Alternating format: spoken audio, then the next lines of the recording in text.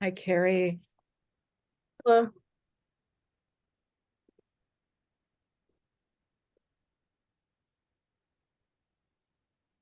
Hmm.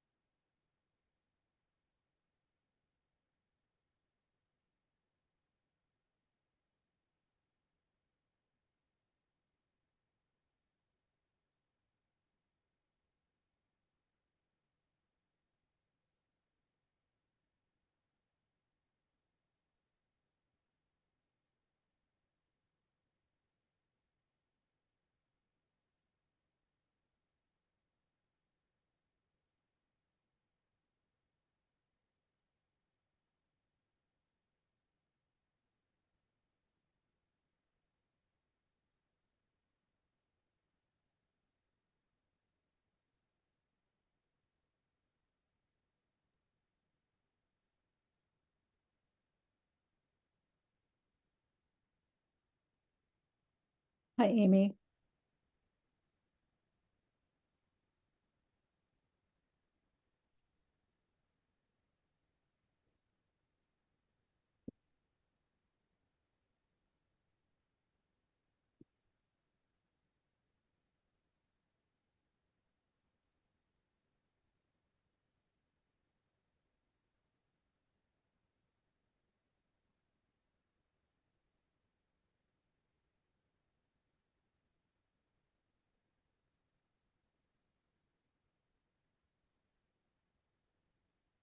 Unreal that we're sitting at a table.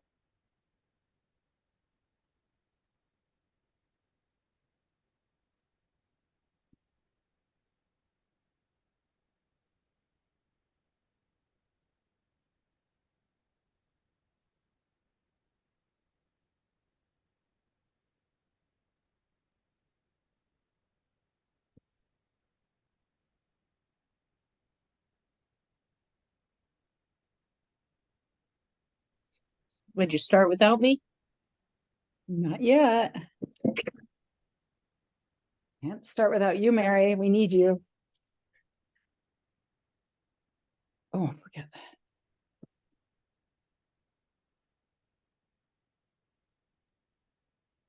Get my glasses so I won't be blind here.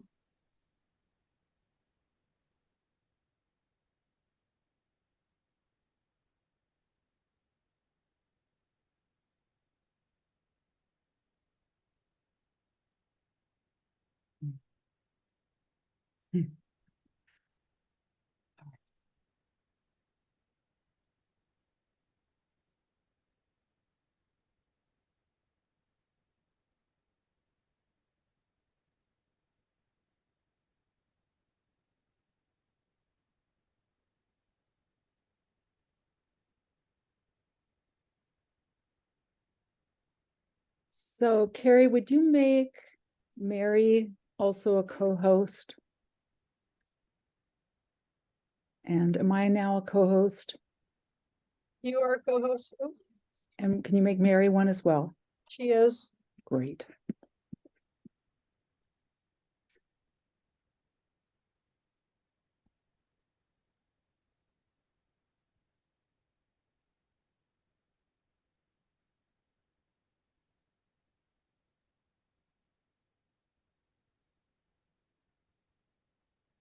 Could commissioners maybe add conservation commissioner to your profile just in case we have a big group and people don't know who you are?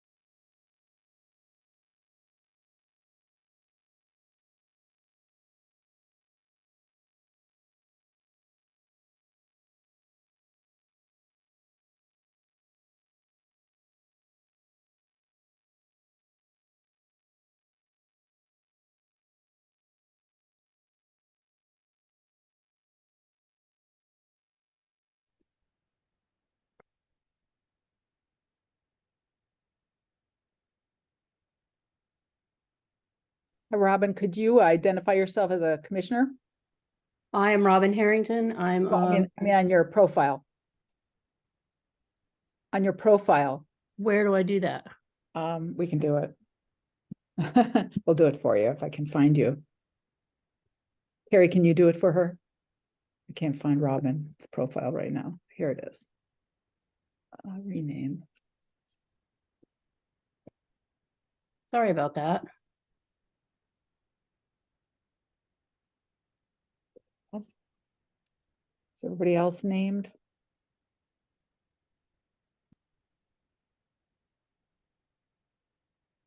So, all right.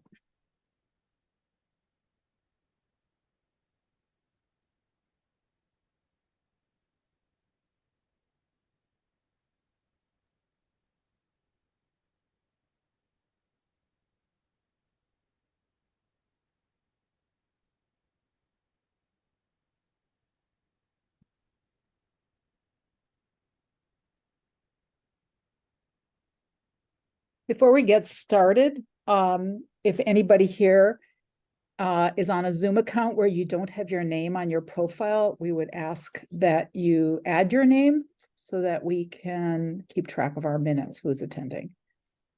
I notice a couple people, there's somebody I think who just had Zoom user, if Zoom user could identify themselves.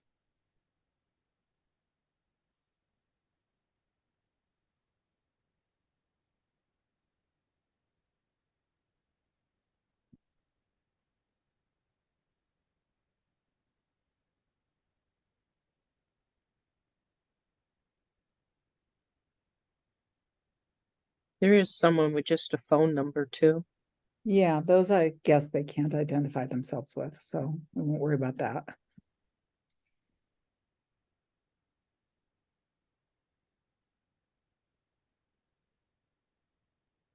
Is Pat Garner here? I don't, yes, hi Pat, you're here, welcome. And I see Beth is here, welcome. Oh, hi, this is Robert Selesky.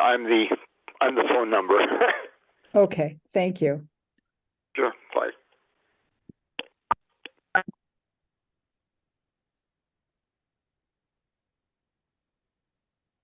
All right, we'll wait another minute or so because I think people are just signing in. It's a little busy right now. We'll just give it another little bit of time for people to sign in. Okay.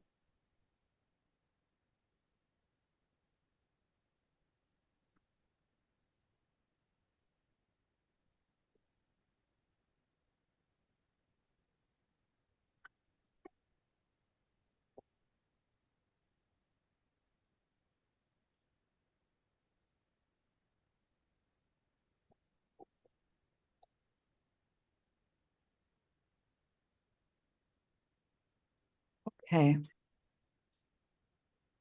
I think we'll get started. So Mary and Carrie, if you could just keep adding people in as they are signing in. So hello and welcome to the Shutesbury Conservation Commission's third public hearing on the draft regulations for the Shutesbury Wetlands Protection Bylaw. I want to thank you for coming. We appreciate everybody's interest and we welcome your comments. We are here to listen.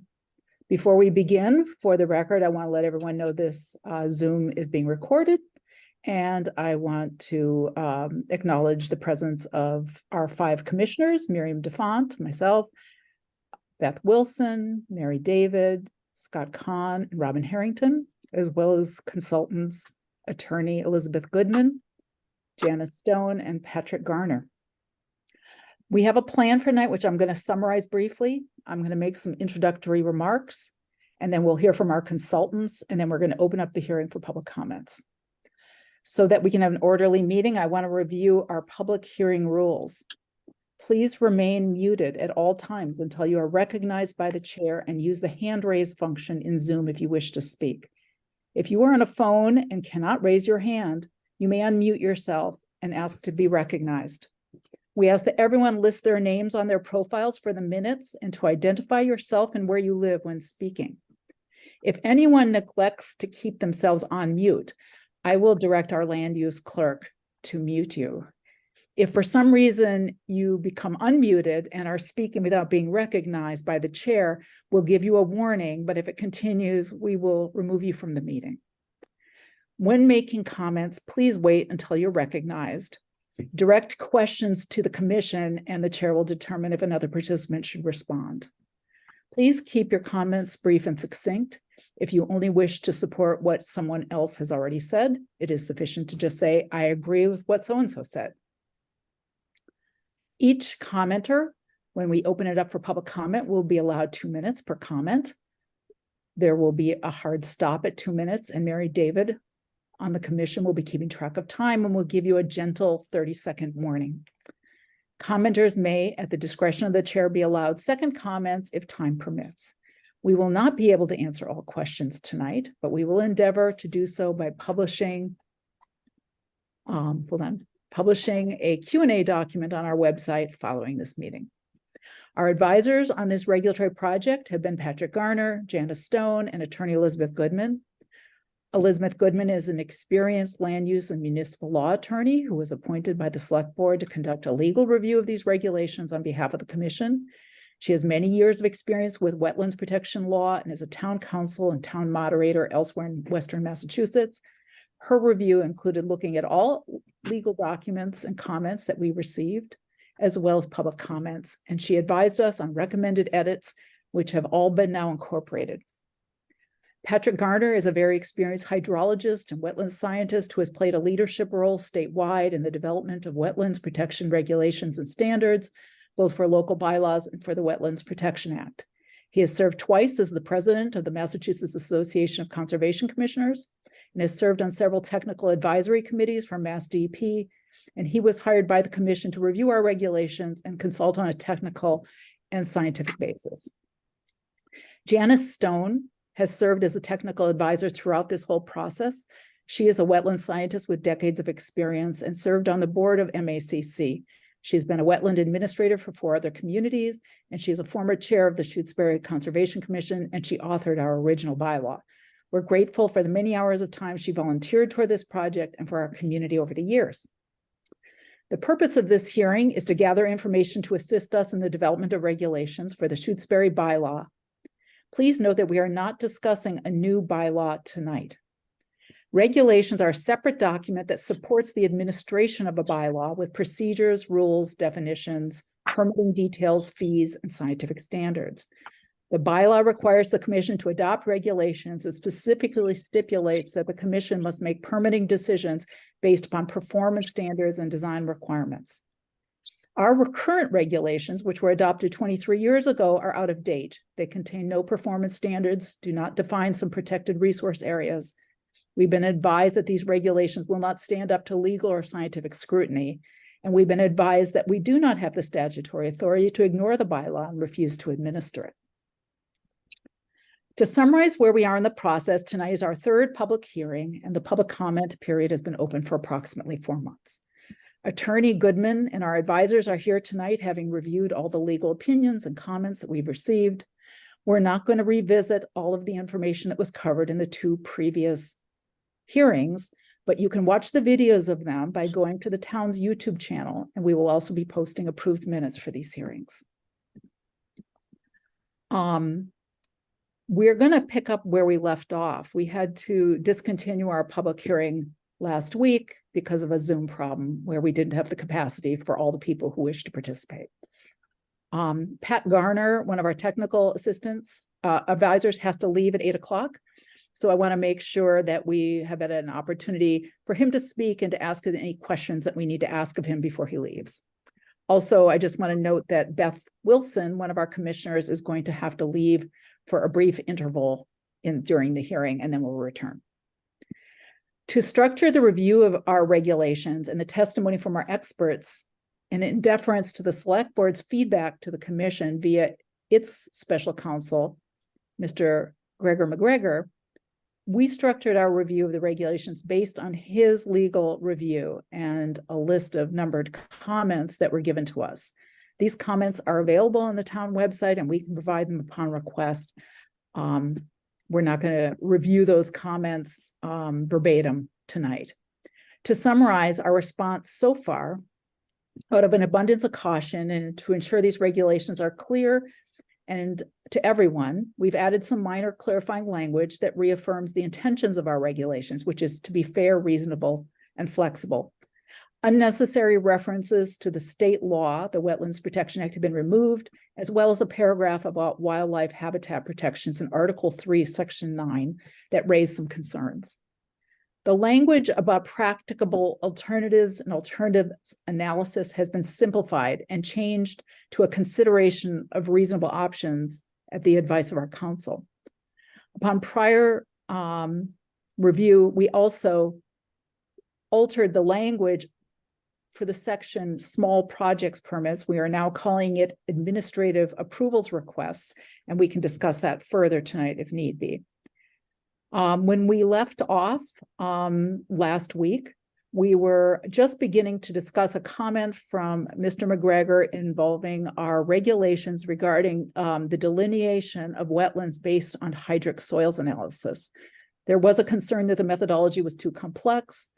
I just want to add that the commission recently has had some experience with a complex resource area delineation that involved disturbed soils under drought conditions, where the vegetation had been mowed, and it required reliance on hydric soils analysis using the Chapter 5 difficult situations methodology in the regional supplement of the Corps of Engineers Wetland Delineation Manual.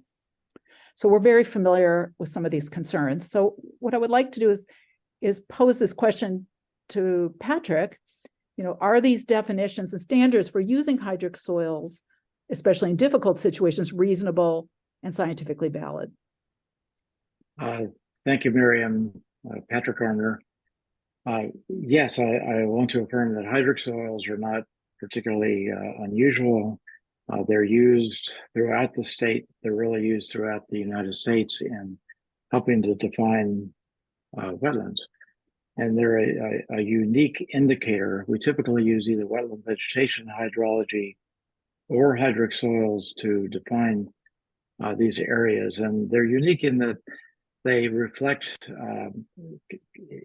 physically and chemically changes that are subsurface that indicate that we have high groundwater situations. And any wetland scientist or soil scientist who is experienced can use an auger or a tile spade and go down a depth of 12 to 24 inches and look at the soils and know whether or not they're likely to be in a wetland area. That, combined with other indicators such as surface hydrology or wetland vegetation, then allows that individual to determine precisely where the wetland edge is. In cases where there have been disturbed sites, for instance, a good example would be a filled site where all the vegetation's been gone, the hydrology has been changed because particularly maybe anywhere from a foot to 4 or 5 feet of fill has been added. Hydric soils are the only indicator of what would have been a wetland or not a wetland, and so they become an essential element. And in fact, the use of hydric soils is reflected in the DEP delineation manual for wetlands, and are specifically called out for disturbed sites. So Thank you. they're not terribly complex to a non-scientist. I presume they would be, but to those who are experienced in the field, it's a common tool we use. And for wetland delineations where examination of hydric soils will be required, it would require reliance upon some expert who's trained in this kind of delineation method. Exactly. You could never assume that a homeowner would be capable of doing that. It's complex in that regard, but it is the case. It's a tool that we've used for probably 25 years in the state. It's nothing unusual. It's nothing different. It's something that's part of our toolbox. Thank you. All right. The next topic that we wanted to review was feedback that we've received and concerns about how we are reviewing proposals for septic systems under our bylaw. There were comments made that raised concerns that perhaps these regulations would be too restrictive and ban septic systems, either new systems or all septic systems in Shutesbury. It's not really clear, but we wanted to address that. We've thoroughly reviewed this now with Attorney Goodman and also with Pat Garner and with Janice Stone to make sure that these regulations do not conflict with Board of Health review and Title V requirements, because it was never our intention with these regulations to supplant or trump, if you will, Title V and Board of Health review, which is a prerequisite for any septic system to be built or repaired in Massachusetts. So what we did was we made some changes to the language in this draft regulation, specifically to make it very, very clear what our intentions are. And so that there wouldn't be any concern or worry for the public that if they need to repair a septic system or they're building a new house and they need to install a new septic system, that somehow these regulations would be a ban on such a necessary thing as a septic system for residential use. So I don't know how you want to do this. Beth, do you want, I was thinking about just screen sharing the language and then maybe we could talk about it. Would that be okay? Does that make sense to people? That'd be helpful. So I was muted. However you want to proceed is fine. Okay, I let me see if I don't can. know how much the parsing of every word will be helpful to the public, but it certainly is an approach. You can put it out there, and I think general description is good too. Yes. So I think, Put it up and then talk about what. yep. Beth, do you want to maybe start with just talking while I'm Sure. trying to pull it up and maybe tell us a little bit about what Yes, changed? the comments were helpful in reviewing this language because of the concern evinced by the theory that septic systems would be denied everywhere. And that is so not the case. And certainly the regulations as revised make that clear. So there's two methods that the regulations, and it tracks the sort of concepts in the DEP wetland regulations, which are also administered by the commission. I think everybody should understand that the commission has two roles in this town. You have a local bylaw that you administer, and you still have the state statute that you administer. So Miriam and I actually reviewed the state regulations relating to Title 15, which is Title 5, which is 310 CMR 15, the state environmental code relating to the permitting of septic systems. And it is our understanding that generally conservation commissions rely on the Board of Health to make the decision about whether a system is compliant with those regulations. The Conservation Commission's focus is on wetlands protection. So how does the interaction work between the Board of Health, who is focused on whether the system should be permitted, and the concerns about wetland protection? And the answer was that there's a presumption that a subsurface sewage disposal system that is to be constructed in compliance with Title V or any local Board of Health requirements, it's presumed to protect the wetlands.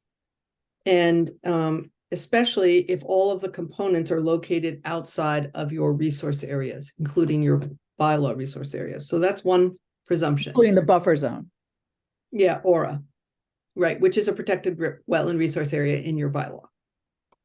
And any proposed septic system that is within an area subject to protection in the bylaw, a wetland resource area that does not meet Title V, then it's presumed to be unacceptable. So that's easy. We're kind of relying on the Board of Health regulations, and the Board of Health will rule on whether a system is not allowed under the Title V. And then the regulation here goes on to say,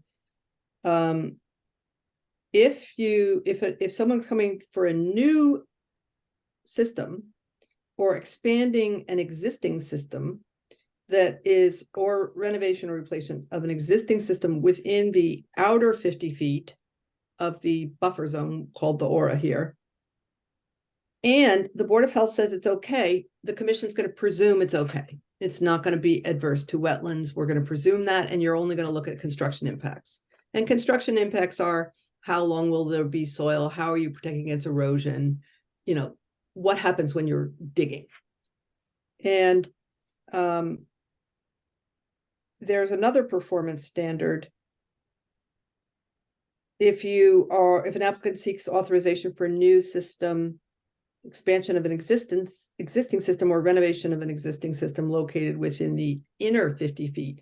Now, Miriam, you had told me your understanding was, and I don't know the Board of Health rules, but that in fact the Board of Health normally wouldn't approve a new septic system within 50 feet of a wetland resource. Well, my understanding is that Title V in the state code has a 50-foot setback requirement From a wetland from a resource. wetland. However, I believe that there are provisions whereby someone can acquire either a variance, or I think it's called a local upgrade approval, Right.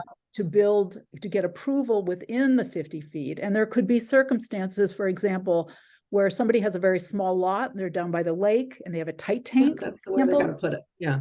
and there is no other place to put the new tight tank except for within that inner 50 feet. That may be. So again, the change would be in the regulations now that if you're within that inner 50 feet, but you get Board of Health approval, Yes. then again, the commission is going to presume that it meets the protection of wetland standard, and that's a presumption that could be overcome if there is credible evidence from a competent source that it doesn't protect the wetland resource areas. So there is a divergence from the Board of Health, but it's presumed that the Board of Health approval is sufficient. Thank you. And And then there was this additional. You Yeah. have a question from Arlene from the Board of Health? Yeah. We're really not taking public comments at this stage unless there's something you'd like to just clarify, Arlene. I would like to clarify that the Board of Health issues variances only to allow between 50 and 100 feet. But we do not issue variances to go closer to include that inner 50 feet. Thank you. Very That's helpful. very helpful. Very helpful to know that. Though I suppose there could, be a circumstance where somebody has an existing septic system. And I don't know what the Board of Health would do, but again, it's really not our purview, because we're saying that all of this is conditional upon Board of Health approval. So whatever Right. the Board of Health approves, that is going to be a precondition before we could approve anything. We're going to always require that there be BOH And approval. essentially, you're going to defer to the Board of Health. You're going to presume that it will protect wetlands, really Yes. wherever it is located, until Right. you have something to overcome a Right. presumption. And our concern then is, you're digging a big hole in the ground, you're going to have piles of soil. Are there going to be erosion controls? Are you tarping your materials? Things like that, to make sure that construction period impacts to wetlands are minimized. Yes, we would So- expect that you would impose conditions Thank on any approval that we have issued, but we would not grant a permit for within 50 feet of the setback. Thank you. So That's helpful. that's a nice, conjoining of these regulations. So the Conservation Commission will be working hand in hand with the Board of Health and working together to protect Thank you. compliance with Title V and the wetlands. So I think So- that alleviates a lot of concern about these systems. You won't see much different from the way you're working even now without the regulations. So Beth, Attorney Goodman and I consulted, as well as Janice Stone, I consulted with, and I just consulted with Patrick Garner today about this, that wondering whether we needed to have some additional language in these regulations to address the issue of a system in the inner 50 feet, to make sure that it was clear that the regulations that we have for the aura, which are elsewhere in these regulations that deal with the buffer zone, the 100-foot buffer zone, how they would sort of interrelate with this Title V section. Now, upon hearing this, I'm thinking this may be unnecessary, because it's kind of a moot point. If there are not going to be any systems approved within the inner 50 feet, we don't really need to worry about how we're going to regulate those.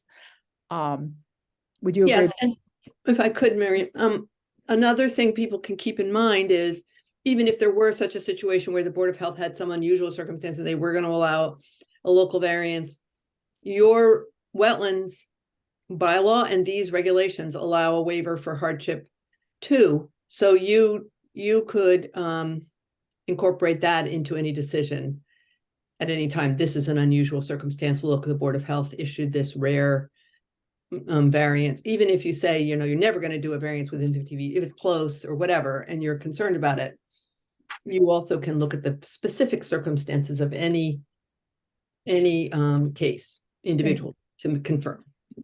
And so then the other piece that you and I had discussed adding, and again, maybe this is, overkill, because we don't need to keep re-emphasizing something that we now understand is not going to ever happen. But we were discussing in the aura performance standards where we talk about a no disturb zone for the inner 50 feet of this 100-foot buffer zone, or aura as we call it. Aura stands for adjacent upland resource area, that we wouldn't expect these same performance standards to apply to septic systems. That septic systems are kind of like their own thing. One, because they're necessary for residential use, and second, because we presume that a good working septic system is good for wetlands and would be mitigation for the construction impacts. But that was the other question, was having that piece exempt, and perhaps, in the rare situation where maybe there was some odd situation where somebody had to have something within 50 feet, our regulations would be very clear that we wouldn't be banning it outright.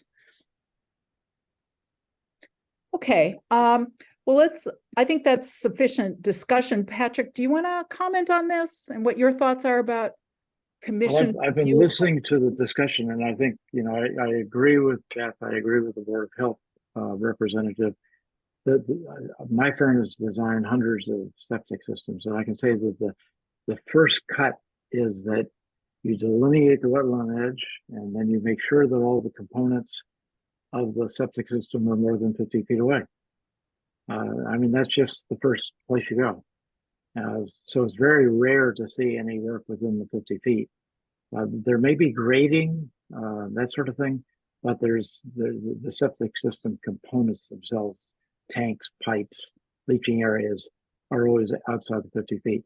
And as you've emphasized, the exception is an existing older system that may have nowhere else to be placed, may lie 30 feet, 40, 45 feet from the edge of the wetland, and DEP will make exceptions for maintenance and replacement in those situations. So, but those are all driven by state code.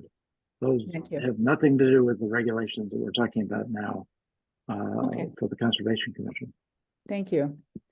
All right, well, let's move on. The next comment from Attorney McGregor had to do with various portions of our regulations that involve delineation methods under dry weather conditions for different resource areas. And there were some concerns that it was unclear or confusing. So really, this is a technical question for Patrick.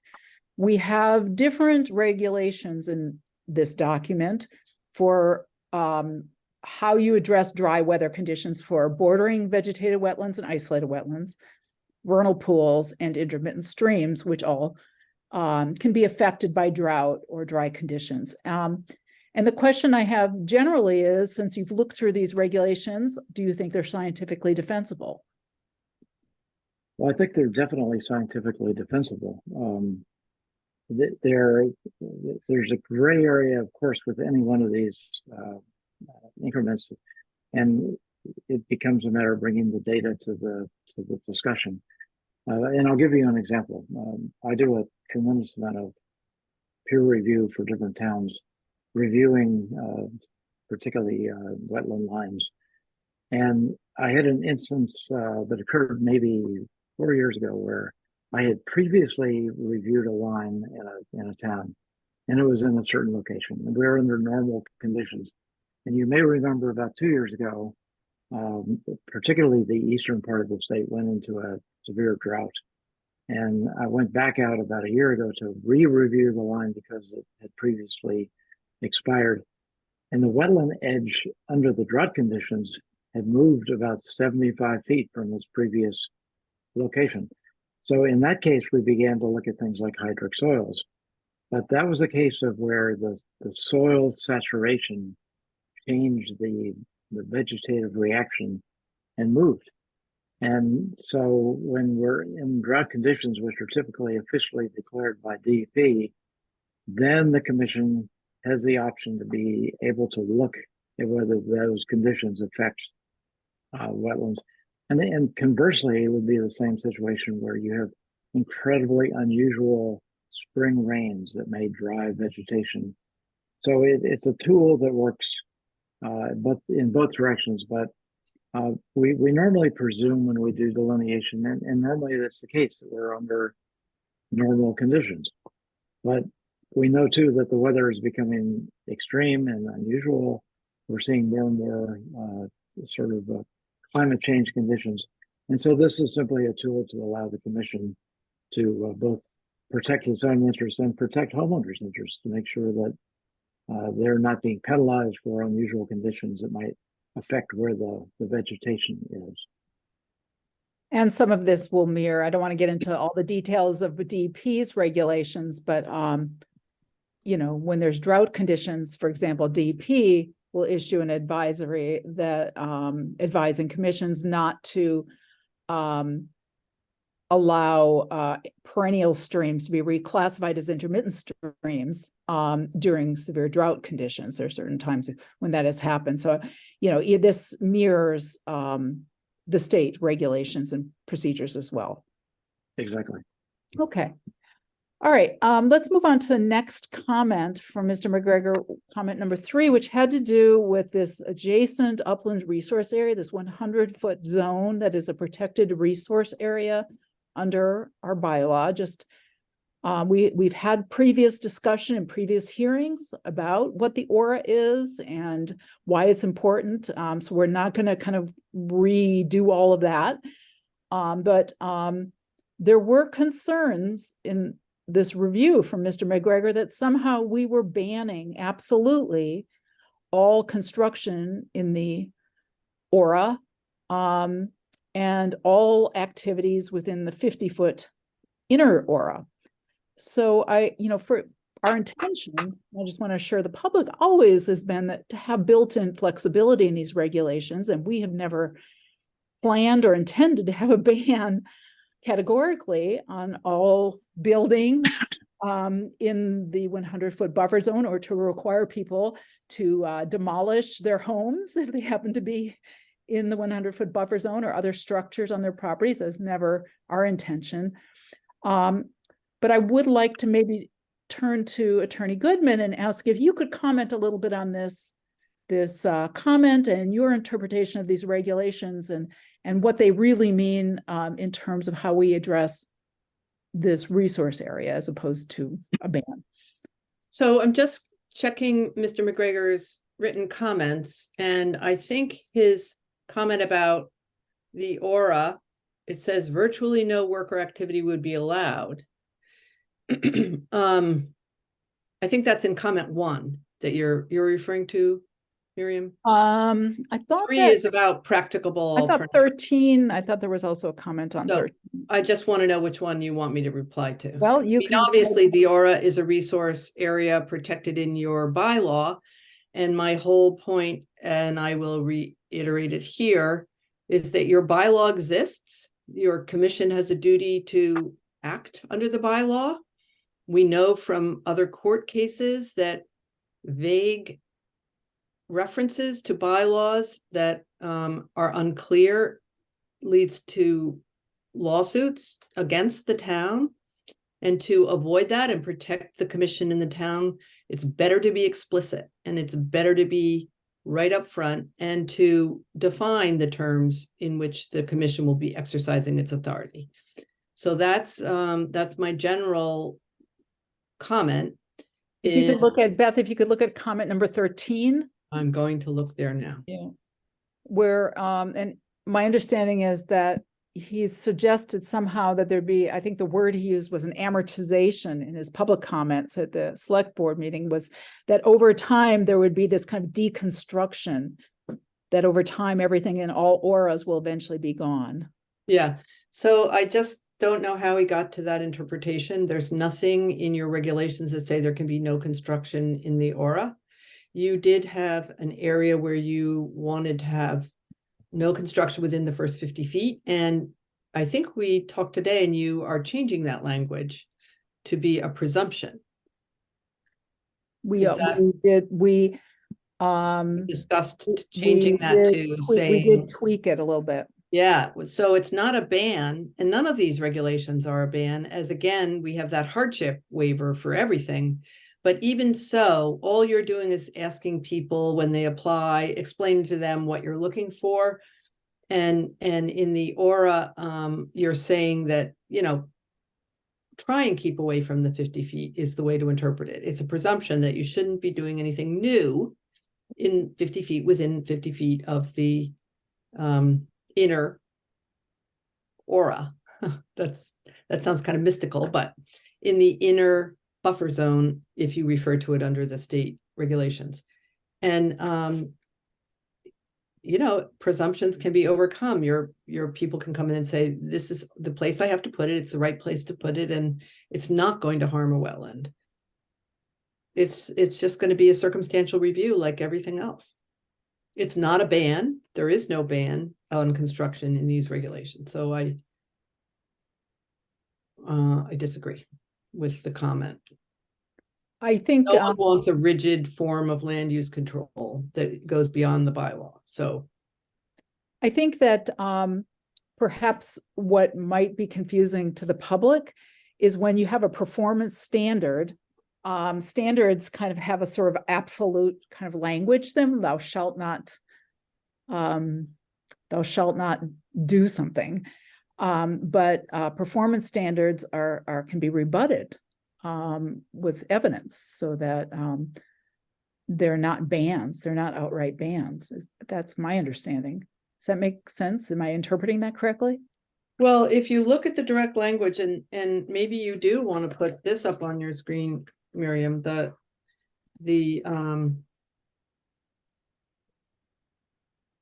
bylaw, the language. inner 50 feet of the aura is presumed to be significant to the values, but this is a rebuttable presumption by the presentation of preponderance of Give me one, by Beth, competence. give me 1 second, Beth. Let me get it. Let me pull it up. Let's look at it. I have it under Word. Here we go. Changes. All right. So, I mean, one of the things that's difficult about commenting on regulations is that they're being drafted and revised. So some of the comments that were in the memorandum Mr. McGregor promulgated, they were useful tools for you to look at the regulation language and edit them. And I, you know, can people see the document I'm having? It's not showing up for me. It's kind of I almost saw it. It said changes and then it disappeared again.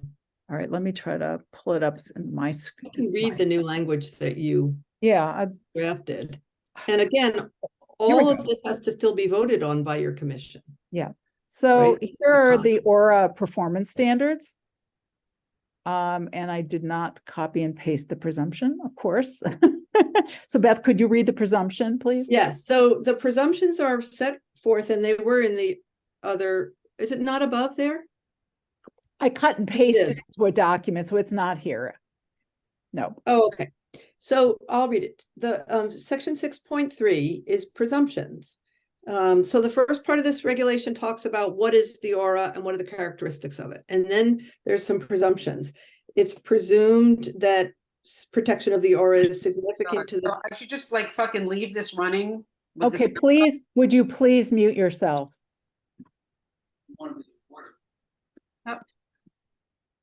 Excuse me. We want to have. Do you want me to wait? Yeah, I would like whoever was talking to be muted.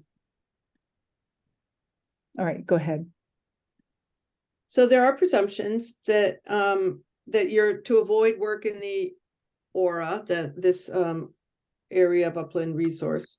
But the 50 inner feet, so that's between the aura and say a bordering vegetated wetland, something that's close to another wetland resource area, is presumed significant for the values in the bylaw, but this is a rebuttable presumption, which can be rebutted by presentation of a preponderance of credible evidence from a competent source. And we referred actually to the septic system presumptions that we talked about earlier. Down here below on 6.43. Correct. That's what I was just reading, 6.3.3. And then we're referring right to 6.4.10. And that says that's the no, it's considered a no disturbance protection zone. Oops, you just lost. Oh, I was going down to 10 for people. Okay, but yes, right there, no activities other than, remember, there are new exemptions here. Passive recreation, passive passage, resource area, and construction of the Title V septic systems as set forth before. So that's what I was talking about. We already talked about that. That's an exemption from work in the inner 50. Because if the Board of Health approved it, the Concom is going to say it's okay in most cases. And then you want to go down to the other one? yes. So, okay, here's 6.43. We just out of an abundance of caution, we added this language about Title V septic systems that Beth just mentioned. And then down below it, there was a paragraph that we had taken out. It was in earlier drafts. And then when we got feedback that perhaps our regulations were too redundant, we thought, well, this paragraph isn't really necessary because it's captured in other ways. But I think my recommendation to the commission is that this language is in a lot of other regulations for other commissions' bylaws. I found it in several other locations. So I think that other commissions have found this helpful and have adopted it. And I would just recommend that we keep it in. It's just a paragraph. But it just reiterates again that we can allow activities upon a review and determination Yeah. of the necessary. If there aren't good options and you've looked at it, you're going to allow work right within that aura. It depends on the circumstances of each case. You're going to look at the evidence, and the kinds of things you can do are considering all of these things. What is the habitat like? What is the slope, soil conditions? How can we most protect the wetlands? That's all. You're just giving yourself more flexibility. Thank you. I think that you've adequately addressed the idea that these regulations would ban all work in an aura. Thank you. Again, that's been changed. Okay. All right. Well, let's move on. And the next set of comments, commissioners, did you have any questions about that? Let me ask. No. Okay. Moving on to the next set of comments had to do with the issue of administrative approvals, or what was being referred to earlier as small project permits. And Mr. McGregor hadn't seen our more recent draft where we had already removed that language. We're not calling it a small project permit.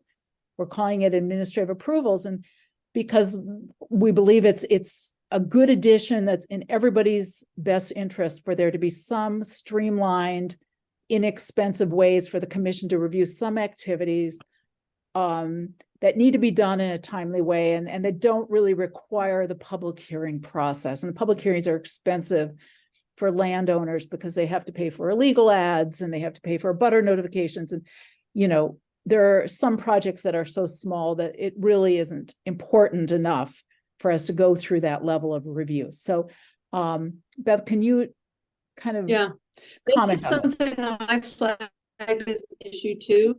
Your the state regulations and your bylaw flag the fact that if the commission is going to make a determination, issue a permit, you need to give notice and you have to have it discussed.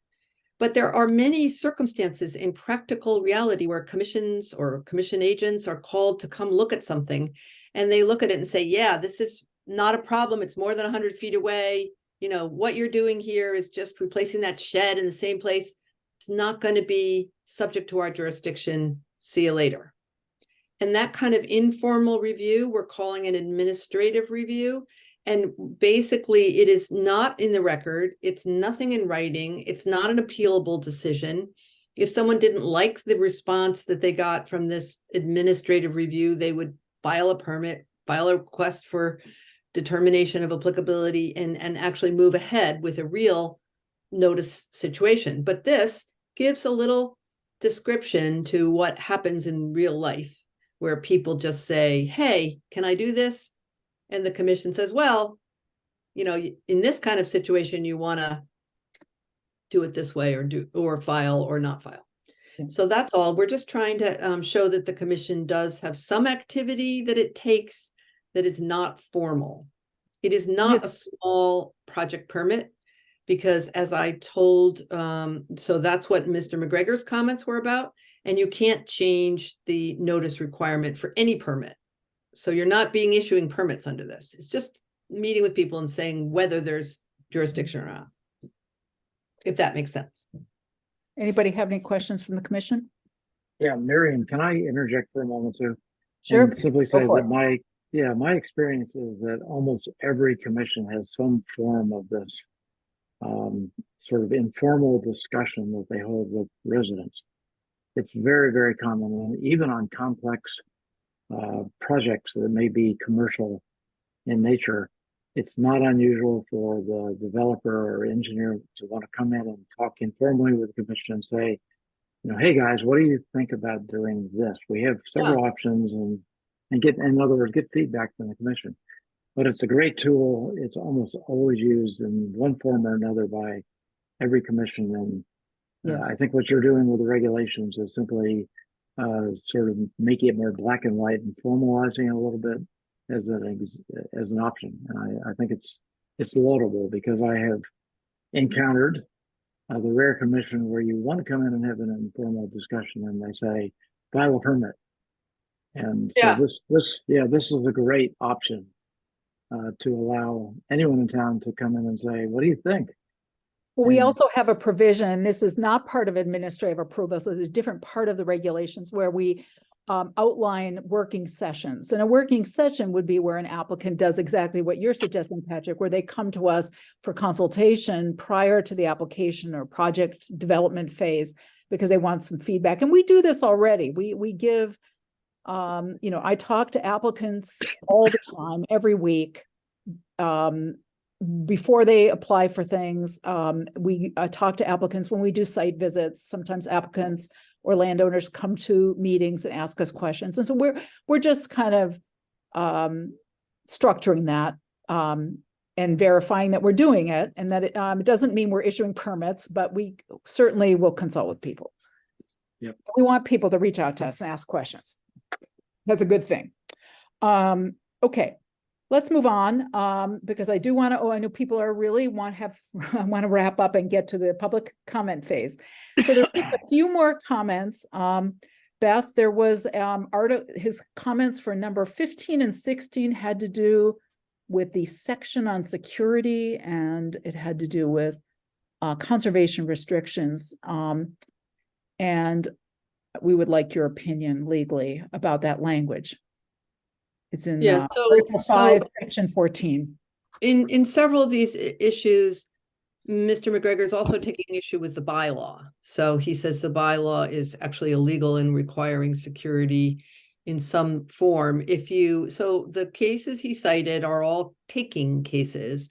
And the kind of case he's talking about is, there used to be the California Coastal Commission, and they would say, you can have a permit, but you have to give public access across this beach, and then we'll give you a permit. And that's determined by the United States Supreme Court to be a taking, an illegal taking. You can't require people to give up their physical property in exchange for a permit. And he is saying in your regulations, because we're talking about the regulations, you cannot require people to give up easements. Easements are property rights. Right? We always talk about ownership is the whole bundle of sticks, and an easement is one of the sticks. And you can't require even one of the sticks to be given away to the commission. So what is in the regulations is not any mandatory, you must give restrictions, you must give easements. None of that is in the regulation. What it says is, if you come in with a proposal and you want to voluntarily say, we will do it this way, we will be allowed to consider that. That's great. But we are not going to require that. It is illegal. Thank you. So these regulations don't require mandatory And you don't think we need to change, donations. you don't believe we need to change that section? I think if you say voluntary easements, you can accept voluntary easements. Okay, that's You what could be we, challenged in the circumstances of a case about whether you went to somebody and said, yeah, it says voluntary, but fork it over. That you can always be criticized or challenged on the facts of a case. But these are regulations. And what are the regulations saying? They're not mandating a taking. okay, thank you. All right, now, finally, there were number 17 and 18 had to do with climate change language that is in Article 4, Section 6, which are the performance standards for the 100-foot buffer zone or upland resource area. And the concern, my understanding, was that there was some sort of concern that perhaps we were inserting into these regulations a new protected value that is not reflected in the bylaw, because of course the bylaw is 35 years old and people weren't inserting climate change as a value in bylaws back in 1987. Nowadays, when people are adopting new bylaws, they often do include climate change resilience as a value. But we understand that this bylaw doesn't have that. The concern really is, are we overstepping by even mentioning climate change? My understanding, and I guess this is the question for Beth and then for Patrick, is that we're really in the preamble section, which is where we talk about climate change. We're talking about it as a scientific process that affects wetlands. For example, droughts or heat or storms affect wetlands, and that's why protecting the buffer zone can shield wetlands from some of these impacts. It's not that we are primarily now saying the bylaw is a climate change bylaw, but climate change is a scientific process that affects wetlands. That's kind of my understanding of it. So Beth, do you want to comment on it? Yeah, I would point out that I don't think anything in Mr. McGregor's comments say you cannot consider climate issues in your granting of permits or in these regulations. That's not what he's saying. Really, his focus is on the fact that you can get a better handle on these issues if you amend your bylaw. And everyone is recommending a new bylaw.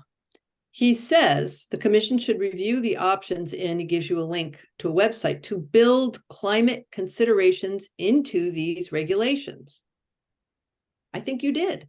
I thought, Miriam, I was a little you looked confused. explicitly at those language. Yeah, I was confused about that because he was referring to the Nashua River Climate Smart Wetland Bylaw and regulations, recommendations. And both Janice Stone and I attended a MACC training last spring about that project. And we incorporated that language explicitly into these regulations. So we, in fact, even have a link to that website on our homepage because we wanted people to understand that MACC was now advising some of this climate change aware regulatory language. And I believe the training was presented by Attorney Stevens, who is a law partner of Mr. McGregor, and he advised us that these regulations had been thoroughly vetted by legal counsel and that commissions could trust that they were appropriate. So the kinds of considerations, just to explain for the general audience, that comes up in climate consideration is, in some cases, when you're looking at flooding, you're supposed to be giving the scientific analysis should include, say, the 100-year storm. And there are court cases that have come out that said, well, we used to only look at the 100-year storm. Maybe now we need to be looking at the 500-year storm because we believe that with climate change, you're going to be having these greater storm events. So then it comes to the commission to look at and say, hey, have you adequately come up to speed for considering protection, considering the types of things we are going to see, if we were in a coastal area, coastal flooding or storms, that may breach our capacity to protect.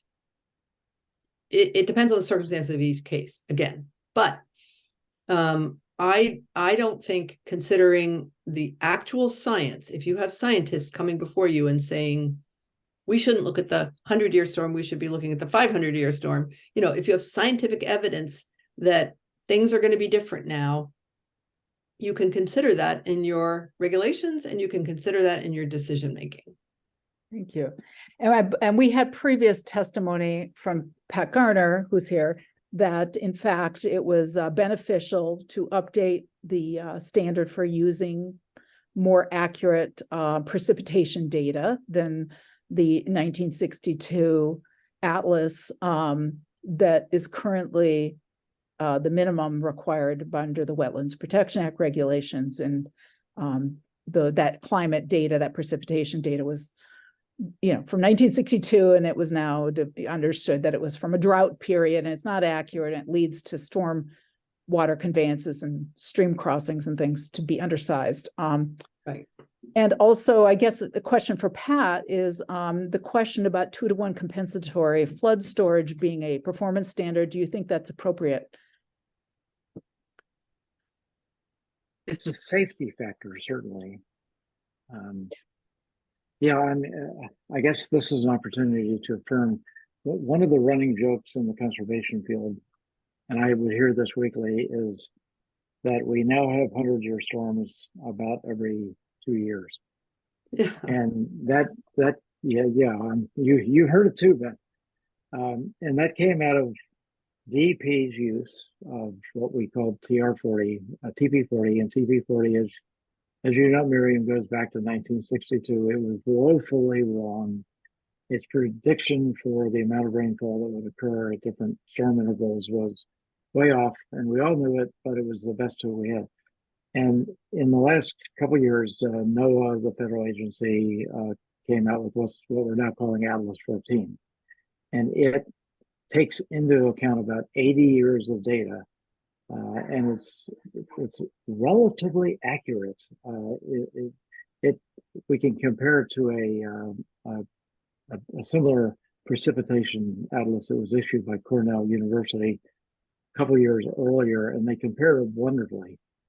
But when you compare them to the old TP40, TP40 is undersized about 75 to 80%. So the 2-to-1, coming back to your question, sort of anticipates that the climate will continue to change, and it builds in a safety factor because we have to all think about adjoining property, and typically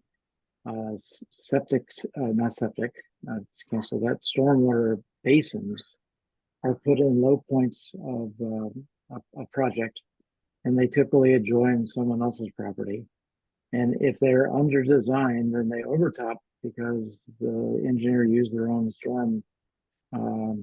What happens? That water all flushes onto adjoining property. So there's a bit of a safety factor built in, and I think that's totally appropriate. We've seen a similar thing in wetland replication. So the public knows if you fill wetlands under the state regulations and under your bylaw, you have to replicate those. You have to recreate those in a different location so that there's no direct loss of wetland. And for several decades at least, someone might propose to impact or lose 3,000 square feet of wetland. They create a 3,000 square foot pocket somewhere that they call it a wetland replication. And about half the time it failed. So DEP and many commissions began to require a larger area. And that's very similar, I think, to what you're doing with the stormwater section. Okay. All right. We're almost finished, I think, with this whole portion. For comment number 19, which had to do with the fact that we had some references in our regulations to the Wetlands Protection Act and its regulations. We I reviewed those with Attorney Goodman. We decided that most of those could be removed. There were a few places where we are actually incorporating or adopting the state regulations by reference. So we're not, when we're specifically doing that, we're not removing that language, and that is perfectly appropriate, and that actually exists in our current regulations, that we incorporate some of the regulations from the state. So I think that's enough said about that. So I think that kind of wraps up the comments from Attorney Goodman. I want to move on, unless Beth, you have any final comments you want to make before we move to the next step. No, I think you are doing a very good job. I think that listening to the comments of Mr. McGregor and others who have commented and listening to the public hearing tonight is going to make the result improve. And so I think everyone should know we are listening, and I may not answer any more questions from the general comments, but I will be available to review them with the commission as needed. And I think people should speak. Okay. Well, I have one more question for you, and then I want to let Janice Stone speak because she was one of our consultants and she hasn't had a chance to talk. And she's here. If we encounter some sort of unanticipated issue with these regulations, are we confined and so constrained by these regulations that we can't make some alternative decision if we find that they are unsupportable in some situation that perhaps we didn't anticipate, some conflict or dilemma that we didn't weed out? And if so, can we revise these to address that? Right. So these regulations are the regulations of this commission that will be approved after the public hearing, and every commission and your commission itself in 2 months. If you in any amount of time, if you find something isn't working the way you want, or is confusing people, or is inappropriate, your commission can take action. You can have another public hearing and another vote to revise your regulations. It's entirely within your control. Yeah, we're not required to make bad decisions. These regulations are not going to make a decision against our better judgment. Okay, Janice, I would like to invite you to make some comments if you have any. Thank you. So my name, as you guys know, is Janice Stone. I'm a volunteer consultant and technical advisor for the Shutesbury Concom. I was very involved in the development of these regulations and have been offering general regulatory support to the Commission for a number of years. Prior to this, I served for 5 years on the Shutesbury Concom, including 3 years as the chair. And in 1987, I personally created the present Wetlands Protection Bylaw. This history gives me a perspective on the Concom's past and current practices. My professional background includes an MS in wildlife biology with a thesis on vernal pools. I have 15 years of experience mapping wetlands for the U.S. Fish and Wildlife Service and Mass DEP, and 20 years of experience working as a conservation administrator or agent in Massachusetts. I served 9 years on the MACC Board of Directors with Attorney McGregor. I was a certified professional wetland scientist from 1995 to 2019 when I retired. I have worked for 4 different towns administering the Wetlands Protection Act, and 3 of those towns also had local wetland bylaws. I've worked on the creation and passage of the wetland bylaw in Shutesbury and South Hadley, and on the bylaw regulations in South Hadley and Hadley. I thus have a deep professional understanding on how regulations work and how they should be worded. Bylaw regulations are important because they provide consistency in the application of the bylaw. They do not expand the jurisdiction of the bylaw. They clarify terms and the process. The present bylaw regs, which I've looked at, are from 2000 and are only 5 pages long. They do not define some of the protected wetlands listed in the bylaw and are mostly about fees and enforcement, not process. They are unfortunately completely insufficient by modern scientific and regulatory standards. They have no scientific performance standards in them, and the definitions are minimal. It's essential for the Concom to have updated regulations in order to properly interpret and apply the present bylaw. A couple of years ago, I began working with the Commission to update these regulations. I've been actively involved in the extensive drafting and revision process, especially this last year. In my professional opinion, these draft regulations are similar to wetland bylaw regulations many towns have. Many portions have been adapted from approved regulations in other Massachusetts communities where their commissions and their town councils have approved the language already. This has been a long and detailed process with many improvements along the way.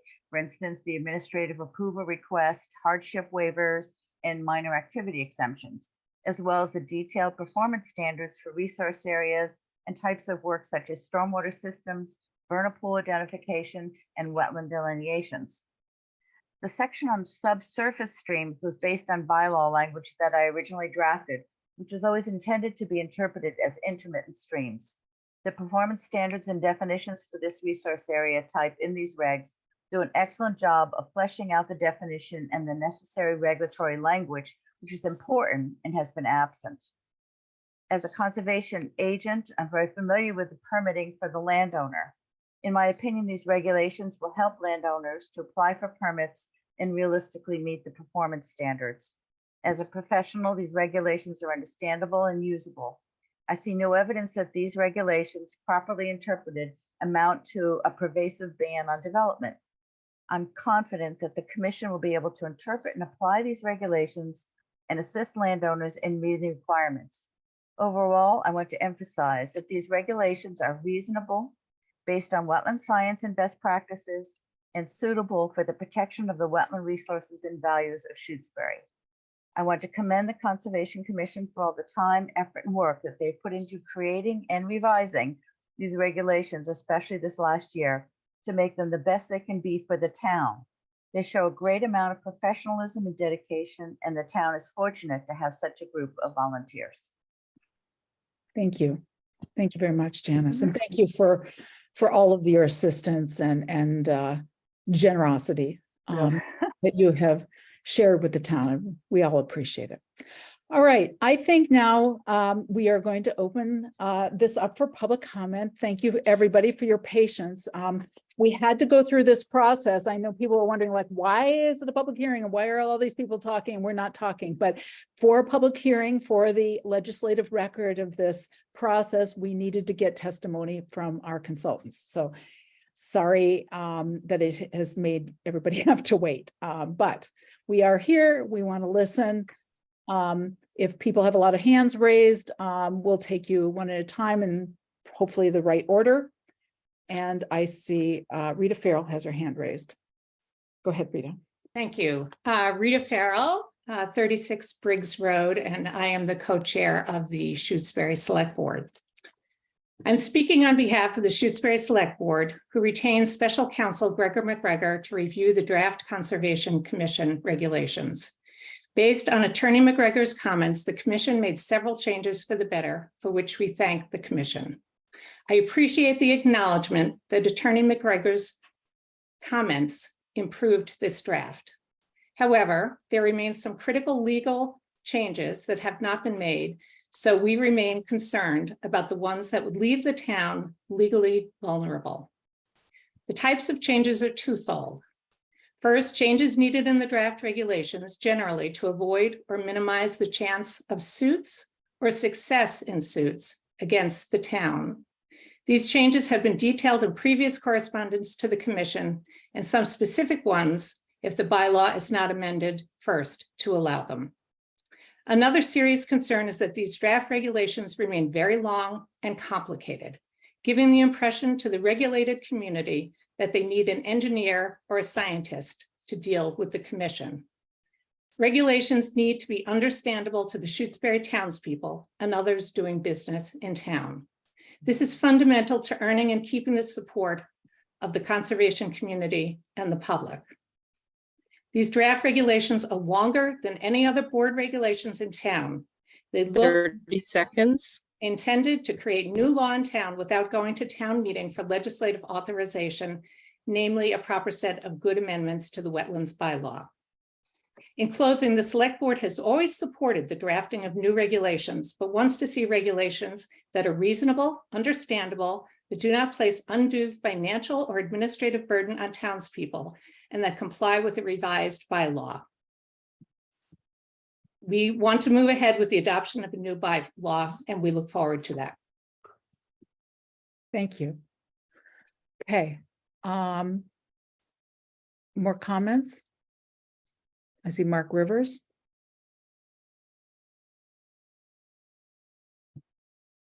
Sorry. Mark Rivers. I thought I saw his hand raised. No? Yep. Yeah, I'm here. Can you hear me? Go ahead. So I have a question for the commissioners, and I'm basing my comments here on the September 14th version of the regulations that I pulled from the website. And so my question is how would the commissioners feel if the government contacted you and said you can't use your house or some of your land in a responsible way? We're taking away your use of part of your house. I'd like to ask the commissioners how they feel about that. And I'm referencing, and the reason why I'm asking this is because I live on Lake Wyola, and most of the houses on Lake Wyola are within 50 feet of the lake. So they're within the inner 50 feet of the aura. Right. And if I look at section 6.4.3 in the draft I'm looking at is on page 31. It says, I'm quoting, for pre-existing structures within the first 50 feet of the aura, meaning most of the houses on the lake, which are not being removed, but for which the footprint is changing. Any increase in the footprint must occur in the outer 50 feet. All right, so that means I can't add it. It's because my house is closer than 50 feet to the lake. I can't add a deck to it, even though the existing zoning regulation says I can. I couldn't modify a room. I couldn't add on to a 30 room. seconds. Right. I couldn't add on to a room if it's within the first 50 feet. So basically, we're restricting the use, my ability to use my house and modify my house and all the houses on Lake Wyola. And I just don't think that's appropriate. Thank you. Right. I'm sorry, I'm cutting you off. Were you finished? No, I'm finished. Yeah, I'm finished for the moment. Yeah. Okay. Well, I see another person's hand raised. I don't know if we want to, Beth, if you want to respond to that. My understanding is that we just had a discussion that we are not banning people from construction. We have a presumption, a performance standard, which is rebuttable. And we've added some even clarifying language to help reassure people that if they have a project and it's 100 feet of the lake, they absolutely would have to get a permit from us. So we have to review it. But there are provisions where there can be flexibility in these performance standards based on the unique circumstances of the property and the applicant's situation. There's no absolutes here, is my understanding. Is that how you would understand it, Beth? Yes, but as I said, I have two comments. One is that I agree he has not gotten the latest version of the regulations as we discussed in the hearing before the public comment period started.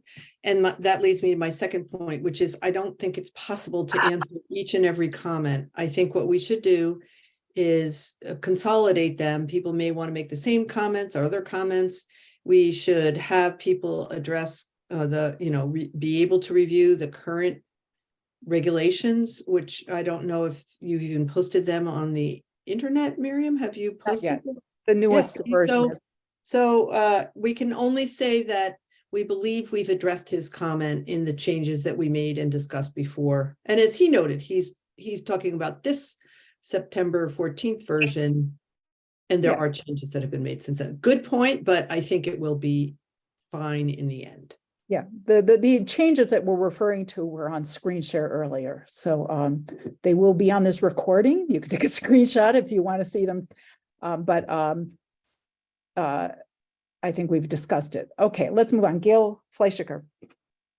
Gail Fleischaker, 62 West Pelham Road.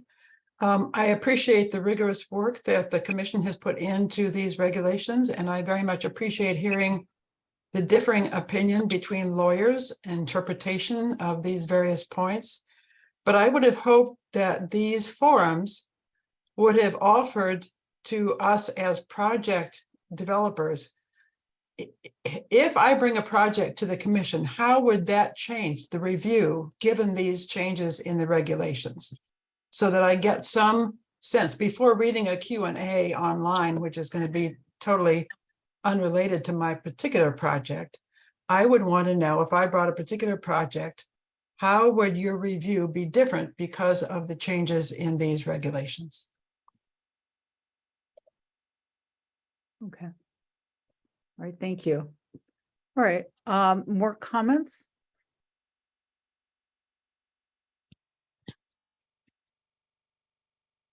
Stephen Delmas. Hi, yes, Stephen Delmas, 48 Lake Drive, Lake Wyola. This is really a question for clarification from Elizabeth Goodman. When you were discussing the 6.4.3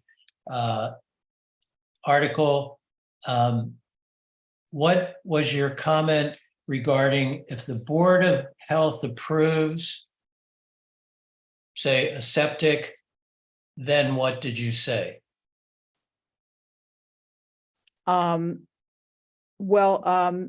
Maybe I think we want to move through some of these comments.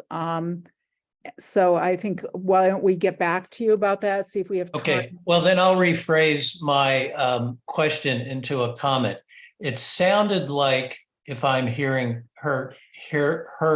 the comment correctly, it was that if the Board of Health approves it, then likely Concom will approve it. But earlier, I thought it was stated that if the Board of Health approves it, this is regarding to a septic system, then the Concom would accept that. So I felt that there was a discrepancy between what was originally said and what Elizabeth Goodman said. That's my comment. Thank you. Just as a point of clarification, the Board of Health approval will be a necessary but not sufficient criteria for our approval, because we would still have to do an independent review of the construction impacts. So, but we wouldn't approve anything if it didn't also have Board of Health approval. That is one component of it. Okay, moving on. More comments?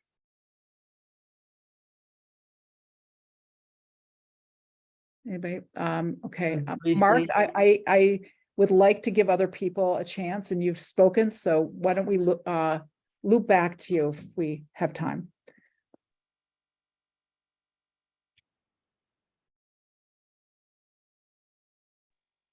Okay, I see Melissa. And could you identify yourself?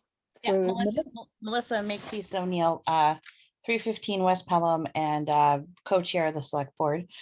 So I have a question. You mentioned updating some of the regs tonight. When would the most updated regulations be available to view in totality with these edits? Tonight, as soon as we're done with this meeting, I'll put them up. Thank you. All right, Tom Seifert. Hi, thank you. And thanks for all the work from the Concom on this.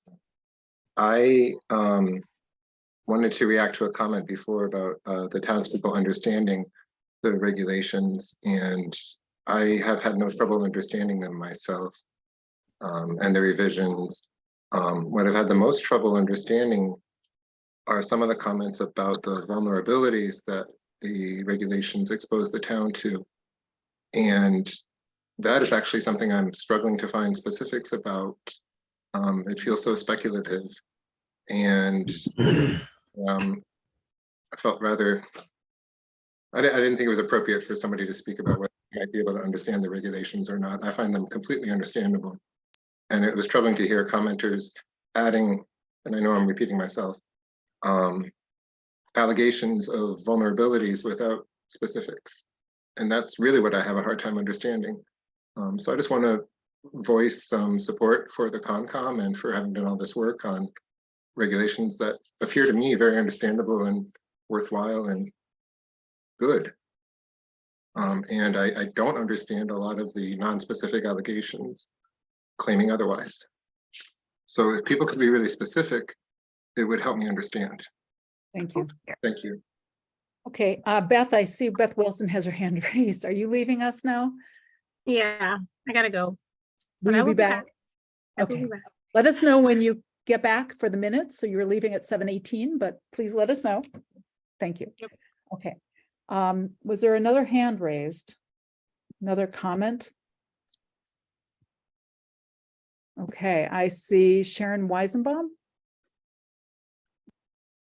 Hi, yes. Melissa, I see your hand raised, but we're gonna not give second comments until everybody's had a chance. Okay, yeah, can you hear me? Yes. I just really wanted to second what Tom Seifert just said. And I'd like to add that I'm also confused by the statement that the select board really supports the adoption of a new bylaw. Because from what I've seen, there was a new draft bylaw. There was a lot of talk about doing a bylaw before we do the regulations, but a new draft bylaw was submitted to the select board back in June, and it wasn't even acknowledged. And it wasn't just sent to one select board member, it was sent to all of them. It was sent to the town administrator. It was sent to the town clerk. It was sent to the Board of Health, and it just got ignored. And then it was sent again in July and to all these people. And then again, it was ignored. And then it was even mentioned and talked about that there were draft bylaws submitted in August at a recorded meeting. And so last night we heard that they happened to miss that.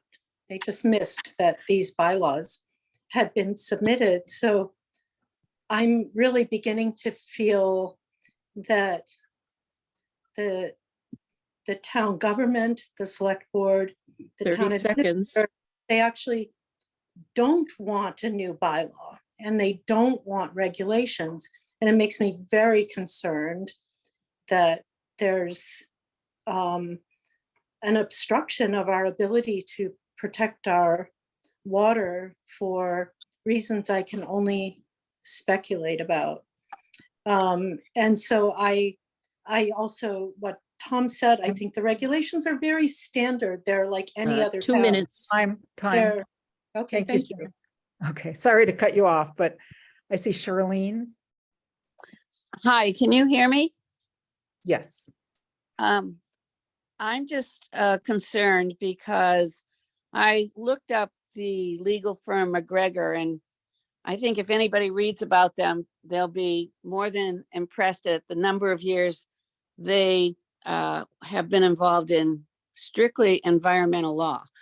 And to know that the commissioners were critiquing a law firm that truly is more than reputable in the state was concerning to me. That anytime a commission doesn't agree with a legal finding that has been paid for by residents, by the town people, another lawyer is hired so that it costs the townspeople more money to dispute what the select board. They did a magnanimous job of picking the best firm that they could have. At least from anybody who reads about that law firm will see that they're highly reputable. So I'm concerned that we keep spending money because if a commission doesn't agree with something and they want it to go their way, they tend to try to get another law firm to come in and dispute. And both of these public hearings have been just that. They've been one law firm critiquing another law firm who wasn't even there to kind of dispute what this new law firm has said. So I would like the town of Shutesbury to start thinking about the 30 money seconds. that townspeople are putting into legal fees. And if you have a reputable law firm that's very concerned, more than once in their first write-up, about legal problems for the town, I don't understand how any strong commission couldn't agree that we should take the regulations and make sure they're legal. Okay, time, I'm sorry. I see hands raised, but I also see that our council has her hand raised, so I just want to see, Beth, did you have something you wanted to say? I do. I was not hired to critique Mr. McGregor. I was not hired to refute his comments. As I mentioned, I have helped the commission incorporate his comments. His job was not to help draft the regulations. He had a different job. He had a job to review the regulations for his client, the Board of Selectmen. My job was to help the commission respond to and craft regulations that we believe are legal. And so I just wanted to point that out because it is not true or not correct to say that I am just here, one lawyer fighting another lawyer. We had different jobs. And I think if Mr. McGregor were here, he would agree with that statement. That's all. Thanks. Thank you very much. Okay, Gary Rahorka. Thank you for the opportunity.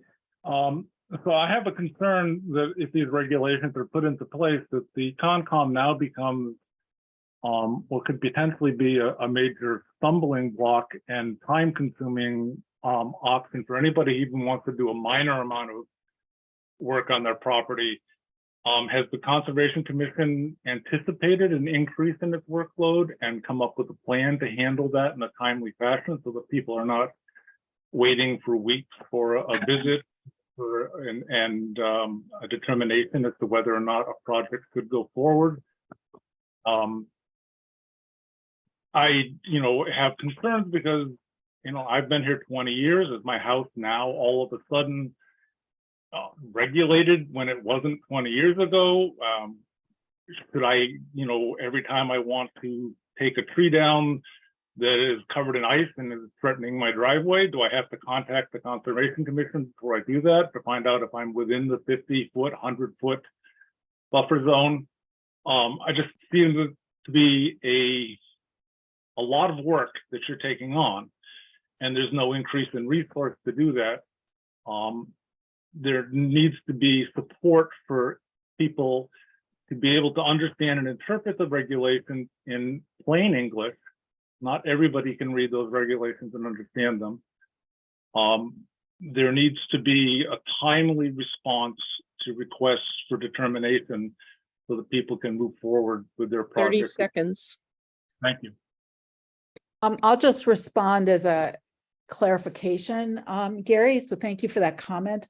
What I would say is that we have anticipated ways to try to lift the burden for landowners. So we are adopting a number of exemptions that currently do not exist in our current regulations that would allow a great number of small projects to go forward without any Conservation Commission review whatsoever.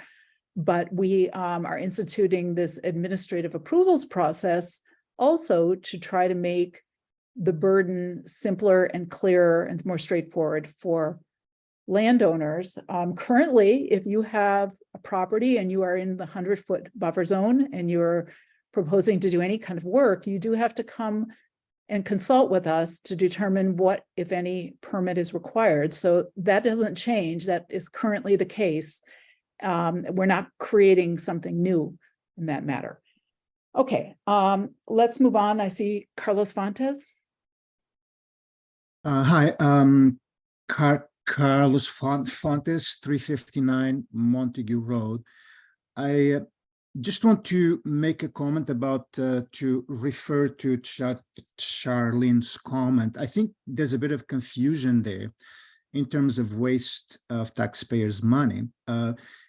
The responsibility of dealing with the wetland by law and with the regulations and with getting legal counsel is really in the purview of the Conservation Commission. That's what we elected the Conservation Commission to do. That job, that responsibility is not does not pertain to the select board. The select board made a move to hire a lawyer to seems to critique, to give a different opinion, but I think a better use of that money would have been to, and the taxpayers' money would have been to give the Conservation Commission the funds to hire their own lawyer to get sound legal counsel. And so I do think that that move by the select board was a misuse of power, of their power. And I think, yes, hiring Gregor McGregor was indeed 30 seconds. Indeed a waste of taxpayers' money. That's where the waste was. The proper procedure is to empower the Conservation Commission to do its job without any kind of obstacles. I'm done. Okay, thank you. All right, I see Tracy McNaughton. Thank you, Miriam. Yes, I wanted to thank the Conservation Commission for all your hard work. And I really appreciate the part of the new regulations for the small projects to make the streamline things. I live over at Lake Wyola, and because many of our properties are in the buffer zone, I think that the likelihood is that at least in terms of percentage concentration, we have more people who need to consult the Conservation Commission for projects over here. So I know that a lot of time and effort has gone into this, and it does. I have to say it's been upsetting that the select board has created this divide that was so unnecessary. But I'm also learning that it's not unusual, because conservation commissions regulate the town as well, because the town does projects that can violate the bylaw. And I guess that happens in towns, not necessarily infrequently. And so I guess it is somewhat understandable that the select board is pushing back. But what Carlos had to say is accurate, that it is the Conservation Commission's job. 30 seconds. Creating these regulations. And sometimes the regulations will be applied to the town, and that's a good thing. Thank you. Thank you. Okay, I see Jill Buchanan. Hi, thanks very much. Jill Buchanan, 541 West Pelham Road in Shutesbury. I just wanted to say, first of all, thank you so much to the Conservation Commission for doing such incredibly hard and detailed work and being just so persistent in accuracy and integrity throughout this whole process. Very grateful for this work. I also just want to reiterate again that, the Conservation Commission's job is to do just this. This is the Conservation Commission's purview, as others have said. It's, their expertise. They should be the ones who choose the lawyer who is, going to support this work. Unfortunately, that did not happen. And now there is this divide. I want to say that I appreciate that the Conservation Commission has addressed every question that's been brought up by the opposing, the select board's chosen counsel. Very detailed, meticulously addressed every issue, and even pointed out that there are some sort of, some issues that are sort of irregular and not necessary. They're baseless claims. And so the other thing is that the bottom line is that our bylaw is not up to standard. And until it is, and there has been a bylaw submitted 3 months ago, until that is up to standard and approved, these new regulations are essential and they need to be passed. And I want to thank the commission again for doing all the work to make this happen. Thank you. Okay, I see Amanda Alex.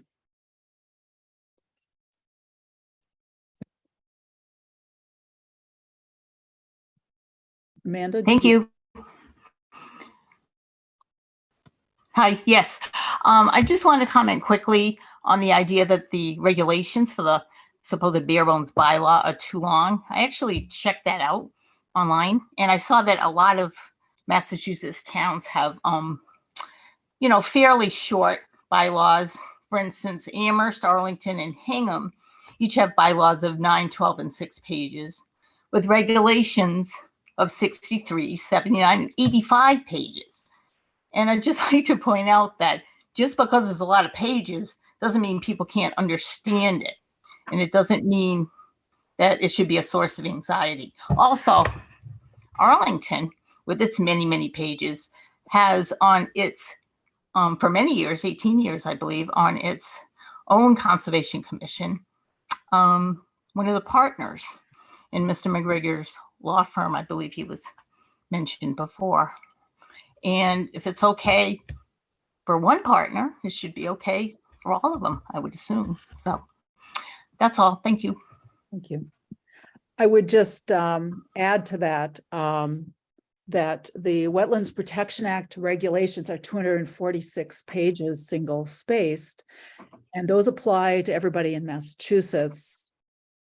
And our bylaw doesn't change that. They're very arcane and difficult to understand, but everybody has to understand them if they're applying for something, or they need to consult with somebody who can assist them, or they need to consult with their Conservation Commission to get help in interpreting them.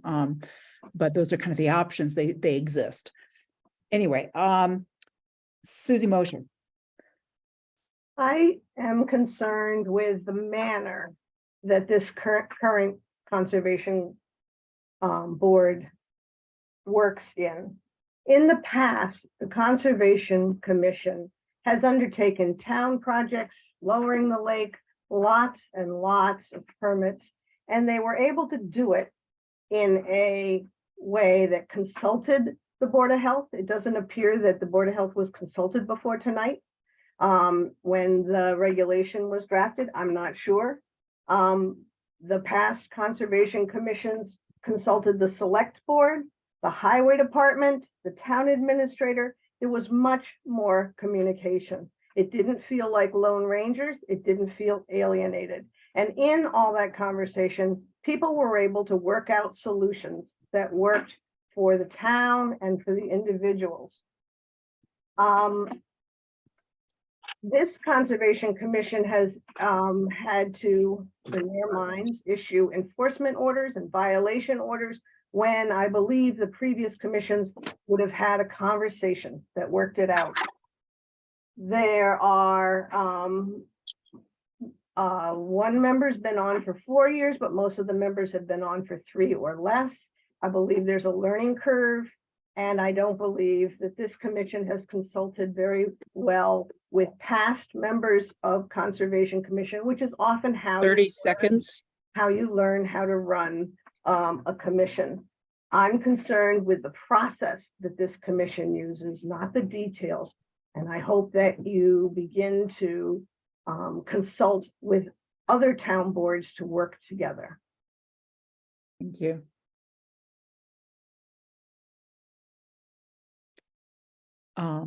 Okay, I see, Gail, that you have your hand raised, but you've already made a comment and there's some other people with their hands raised. So I'll loop back to you later if that's okay. Mark Proddy. Hi, I'm Mark Proddy, 21 Old Orchard. And first, I want to extend great appreciation for the Conservation Commission. I know it's a lot of work and it's volunteer and people have a lot going on. So upholding important conservation values and protecting our water resources is huge in this town. But this seems like a great opportunity to involve the whole town in developing an updated bylaw. I think the last one was 1987. You can correct me if that's not right, but it makes a lot of sense to update the bylaw and then use all this work that you've done toward regulations toward a new bylaw that does reflect town values. I did read that you kind of transposed town values based on other surveys, but why not do a real process focusing on the whole town coming up with a bylaw that makes sense for how we living today, and then develop the regulations that match that, but not duplicating the work of something that's going to be updated anyway. Thanks a lot for the opportunity, and thanks for all your work. Thank you. Are there other people who have not had an opportunity to speak that would like to make a comment before we start letting people make second comments?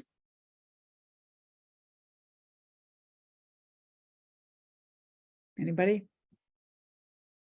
There's a lot of people on the call. Okay, Gail, go ahead. Okay, there are 2 points that I really would like to make. One is that it is, as a past conservation commissioner, it is very sad to me that this has become an us versus them situation, regardless of which side us is and them is. The second point is there's an established protocol for enrolling a new bylaw, and that is for it to be presented in forum, in hearing, and then presented as a warrant on a town meeting. That has not happened. So it's not fair to say that because the Concom presented a proposed bylaw to the select board that has been submitted. The procedure, the state warranted procedure, is for the proposed bylaw to come before the town as a hearing and a forum, and then to be placed as a warrant on a town, either a special town meeting or an annual town meeting. Thank you. Thank you. I do not want this public hearing to diverge into discussing a new bylaw. I appreciate people's comments. We're not prepared tonight to review the draft bylaw. So I just want to let the public know that there will be a process, hopefully a public process that will be made clear shortly for how we will roll out public hearings and revisions. We did ask the select board to authorize funding for a legal review of this draft, because before we would begin the public hearing process, we would need to have a legal review. So we don't have a response yet, and but I hope that that will happen, and then we will make whatever revisions need to happen. Usually the way it works is that there's kind of a back and forth with town council as a draft is revised, and then it's presented to public hearings. But we're not there yet. We haven't had that process happen, and hopefully that will happen soon, and we can move this process along. I think that's enough said. Okay. Mark, I see that you wanted to make a comment, so I don't see anybody else who wanted to make a first-time comment. Is that correct? So go ahead, Mark Rivers. I'm at a little disadvantage because I haven't get a chance to review the latest version. I thought I was reviewing it. And so once the next version is on the website, how will we be able to comment on that?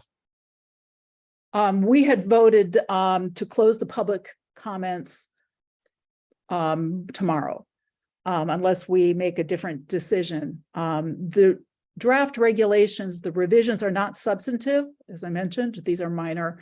So there's some typos and some minor wording changes that were mostly clerical in nature, and the substantive changes we just reviewed earlier tonight. So what you're saying is that the things like sections that say you can't build and you can't change your footprint within 50 feet are in effect, or you can't if your house is within 50 feet and you remove it, you tear it down to rebuild it, you have to push it back 50 feet to the 50-foot mark. When many houses on Lake Wales, the lots, they don't have the room to do that kind of thing. So I'm concerned with what's literally said, and I'm not even concerned with this commission, to be honest with you. I'm kind of concerned with future commissions and their interpretations of these. So and I think I've done as much to protect the lake. I don't think anyone on Lake Wyola is interested in doing any damage. 30 seconds. I don't think anyone on Lake Wyola is interested in doing any damage to the lake, but the fact is that there's lots are very small, and it's a different situation on the lake, and I think the regulations need to reflect that. Thank you. Thank you, Mark. I can just restate what we've already said earlier, and if Beth, I would invite you if you want to make a comment, but we've added a language to make it very clear, because it was always true, but we just want to make it clear to the public that if there is a restriction for the inner 50 feet of the aura, it is rebuttable, and it's rebuttable through an application process. People make their case, and they do that currently. If people want to do work in the inner 50 feet or the 100 feet, they have to come before the commission, make their case of how their project is going to protect the wetlands, the values of the wetlands. The values of the bylaw are the 16 things that the bylaw supposedly protects. So that is part of the application process. It's currently the case. There are waiver provisions that exist currently. We're not changing those waiver provisions. So it's all based on the particulars of the individual's case and the circumstances, and then the review of the evidence. And that's how we do it now. And that's not going to change. So that's all I'm going to say. Beth, do you want to say anything more about that? Yes, thank you. I just want to reassure Mr. Rivers that I believe when you do read the regulations that are posted, that it is clear if you get Board of Health approval, then it's very unlikely the commission is going to oppose anything. That's what the regulations say. I think he was talking about properties that are on the lake shore, where maybe they would want to do work within the inner 50 feet, Beth. Not septic systems, but work like other activities. Oh, because his first question was specifically about the septic systems. He asked, what did I say with regard to septic? So if he's not concerned about septic systems, and he's saying that he needs to build a structure within the 50-foot aura because there is no other place, then you have the hardship provisions that say there is no other place. And you have the whole ability to look at what are other reasonable options. So yes, if there's room to put your expansion away from the wetlands, that's what these regulations are saying you should do, because they are in place to protect wetland resource areas. They're not in place to do anything else. And I think that people that are concerned about environmental regulation should also be concerned about the effects of lack of environmental regulation. You need environmental regulation in place to protect your valuable Lake Wyola. I mean, that's what this is about. And I do think there are hardship provisions in the regulations for people who cannot do anything else, that have a house, need to replace it, etc. Thank you. And that was true anyway, because the bylaw has a provision, but some of these regulations that fall under the Wetlands Protection Act, we're not at liberty to waive because we don't have that power to waive some of these regulations around alterations. There's a greater latitude in the buffer zone under the Wetlands Protection Act, but depends on what the project is. Okay, I see some people who want to make extra comments. Second, I see Melissa, then Carlos, and then, well, actually, I see Ken Holt has his hand raised. So if everybody wouldn't mind, I'd like to let people get their say in. So Ken, and then we'll go over people who are having their second comments. Yeah, Ken Holt, 75 Montague Road. I think what people seem to, this is going to be very brief. I think what people seem to miss is that these regulations will actually help protect landowners from arbitrary and capricious decisions about what they can and cannot do on their land.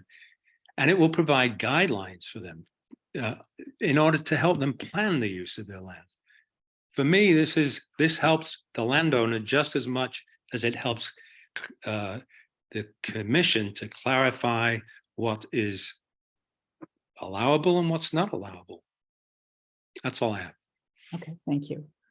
All right, Melissa. Thank you, Miriam. I have kind of a two-part question. Once, at what point will the new regulations be in effect? And at that point, would they be retroactively applied to any projects that are currently under active applications? Kind of a two-part question, I suppose, there. And then I had another follow-up to what Gary Rahawker said, knowing that we have ice storms here. If trees come down in someone's yard, their driveways near wetlands, are they gonna be required to have the Concom come out and assess the situation before they cut the trees to allow themselves out of the driveway in an emergency situation like that? Well, let me just respond. My understanding is that once the commission votes on regulations, they then have to be submitted to the town clerk. They have to be filed with the town clerk, and then that becomes the effective date, the date of filing. Projects that are currently underway would be grandfather claused in under the existing existing circumstances, regulations. So it would not become, projects that are in the works. Permits that are currently issued would not change. Those would all remain in effect as they are. In terms of trees and emergencies, so there is a process for emergency certifications under both state law and under our bylaw, and applicants can submit an emergency request for a certification. And sometimes there are circumstances where it has to be a retroactive certification because it's such an emergency that there isn't time for us to come out and review. Typically, I believe these regulations are asking for requests to be submitted within 24 hours, but obviously there are situations that could be life-threatening where we would not expect anybody to postpone whatever action is necessary for public health and safety. And just also to reiterate too, there may be times where we could be without electricity for up to 9 days too. So that 24 hours wouldn't be able to be accomplished. So just we wouldn't be able to respond if we don't have phones and internet either. So, there's a reasonableness factor, and we really want to be reasonable around emergency certifications because we understand how necessary they are. Thank you. Okay. So Carlos. Oh, Beth, did you want to say something? I see your hand raised. Thank you. I did want to refer everyone to well, it's on section 19, page 49 of the current draft that does what the regulations are trying to do, lays out all the conditions that happens when there's an emergency. So it's very explicit. It talks about the state making a severe weather emergency declaration, and it really helps define what happens when there's an emergency. Thank you. Okay. So Carlos. Yeah, so we are, of course, I understand the concerns that people have about these specific situations. And I would like to step back a little bit and remind people that we have a water crisis in Shutesbury. We are discovering more and more PFAS in different places. It's a problem that is growing. And I think it is in our best interest to make sure that our wetlands are going to be protected, because those are the best means that we have to filter the water and to make sure that we have clean water flowing into our wells. So I do understand the individual concerns that people have, and I want to remind people that we have a common water. And there are no boundaries for the water in Lake Wyola or in other places. It flows all around. And so while we have individual concerns, we also need to think that the Wetlands Protection Bylaw is a bylaw for the whole town. not just for the interests of one person or one group. We have to, 30 seconds. I think we need, in addition to our individual interests, we also need to think of what's the highest good for the collective as a whole. And we need to think that, yes, we do have a very serious problem with water. And the other thing I wanted to say is that we may have had past practices. The past practices have not dealt with this issue. 2 minutes. Thank you. Okay, Rita, go ahead. Yeah, I just had a question concerning the changes that were made since the publication of the September 14th draft regulations. So it sounded like Miriam, you and Beth had worked on changes, and then there was some discussed this evening. And you know, my feeling is that those should have been made or should be made public before the regulations are finalized. And so I would urge the commission to post those. If there's strictly grammatical or spelling errors, that's one thing. But if there's any wording changes, a single word can make a significant difference in regulations. So I would urge you to post those and extend any comment period. Thank you. We'll post them as soon as the meeting's over. Thanks. Okay, Sharon. Hi, yeah, thank you. I just want to address the comment that seemed to imply that it's the current Concom's fault that there's a division between the select board and the Concom. You know, that, wow, they got along so well for so many years. Well, why is that? You know, it's actually true if you do a little search into the past that the town has done many projects in which they failed to even apply for the permits that they should have been required to apply for, and that the Concom just let that go. And so now perhaps it's the first time we've actually had a true independent and professional Concom, and that's why they're not getting along, and that the town government, the select board, the town administrator are used to being able to do whatever they want to do and have a Concom that's working for them. And now there's an actual professional independent conservation commission. So it's not the Conservation Commission's fault that maybe they're not getting along so well. Thank you. Okay. Bob Douglas. Great, thank you, Madam Chair. Bob Douglas, 66 Lake Drive. I do own property in. I'm gonna just, Bob, I'm gonna just stop for 1 second if you could suspend the clock, because I know Patrick has to leave and I wanted to say goodbye if he hasn't signed off already. Oh, maybe he's already signed off. Okay, go ahead. I'm sorry. Great. Well, first of all, I'd like to thank Madam Chair Miriam, as well as all the conservation commissioners. I've been through, I'm a wetland scientist, and I've been through working on people's regulations before. It's not an easy path. I know you put in a lot of hours, and it shows because you put together a really nice project. So I salute the commissioners. So I am a wetland scientist. It's what I do for a living. I've done it for decades.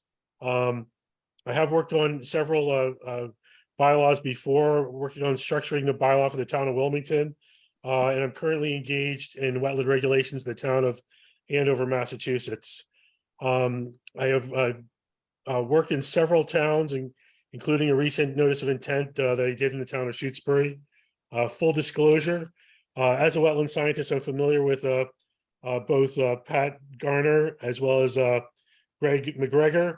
I know them both professionally and through my work with Mass Association of Conservation Commissioners. I've also engaged Greg McGregor as well as Attorney Nathaniel Stevens for my own purposes. what I wanted to really cover today has already been talked about. The crazy 30 allegations. seconds. Crazy allegations that it would ban septic systems. That is untrue, and I'm glad the commission covered that in the early part of the meeting. I will say all the regs, as has been stated, have special provisions which waive or allow a certain hardship or historical use to take place. So, and I can say as a Lake Whale property owner who is 2 on minutes. a fairly undersized lot, I could say the commission did regard the hardship and make a smart decision based on that. So Thank you. I guess I'm out of time. Thank you very much for the opportunity to comment tonight. Thank you. Okay, I see Becky Torres. Hi, thank you, Miriam. I just would like to also request that this current language, which the public has not yet seen prior to this hearing, be because that it is not seen prior to the hearing, please. I implore the Conservation Commission as a whole to extend your comment period by another week. I am grateful for Beth Goodman's explanations, but not seeing the language, having reviewed it closely and carefully, seeing the language is a critical piece. And I do hope that the commission will make this extension. It would be greatly appreciated, not just by myself, but by the public. Thank you. Okay, thank you. I am going to post these regulations momentarily. Are there any more comments? I don't see anybody's hand raised.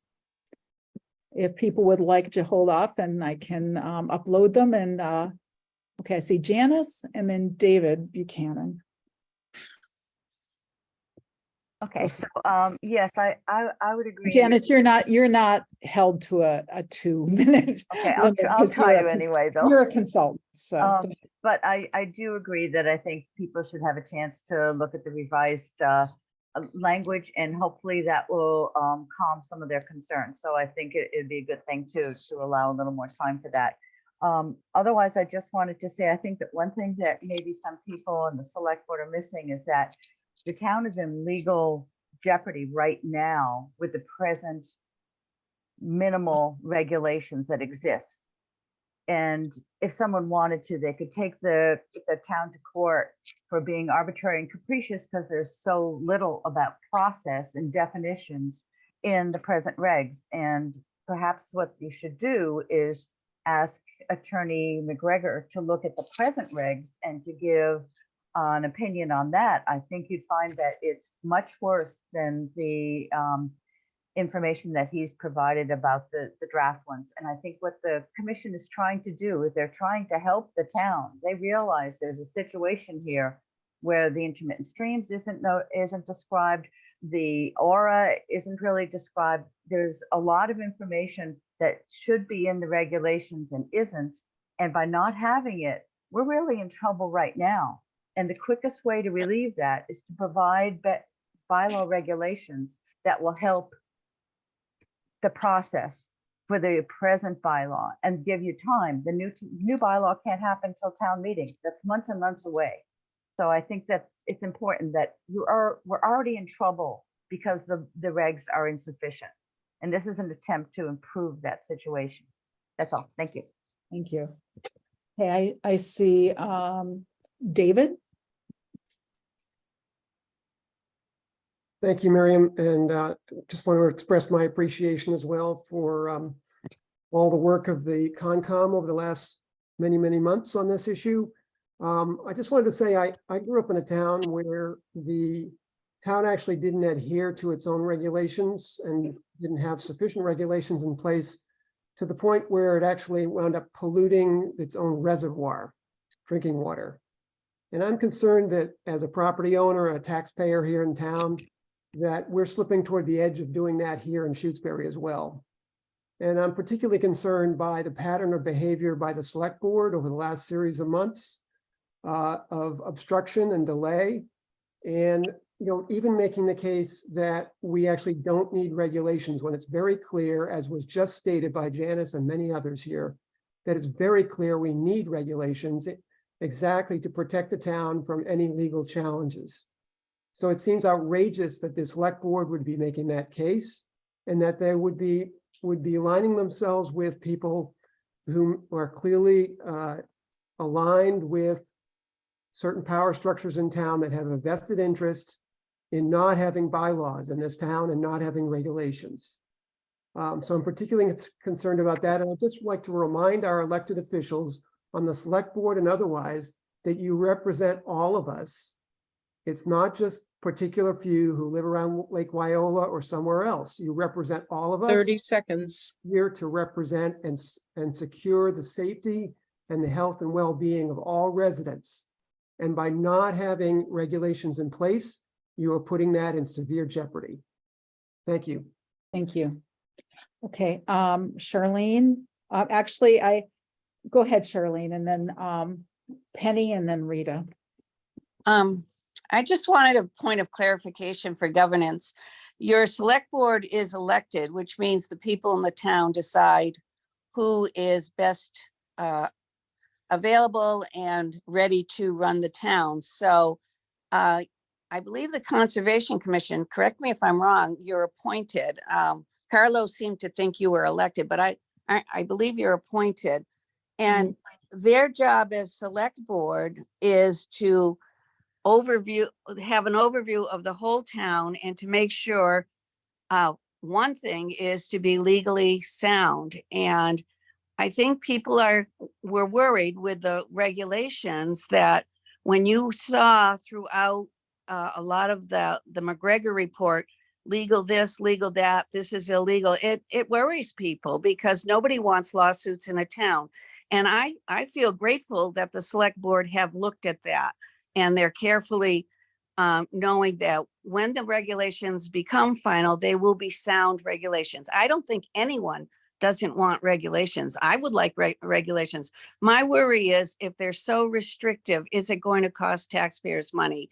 I've heard horror stories of one family who had to spend $8,000 on a restriction the CONSCOM put on it.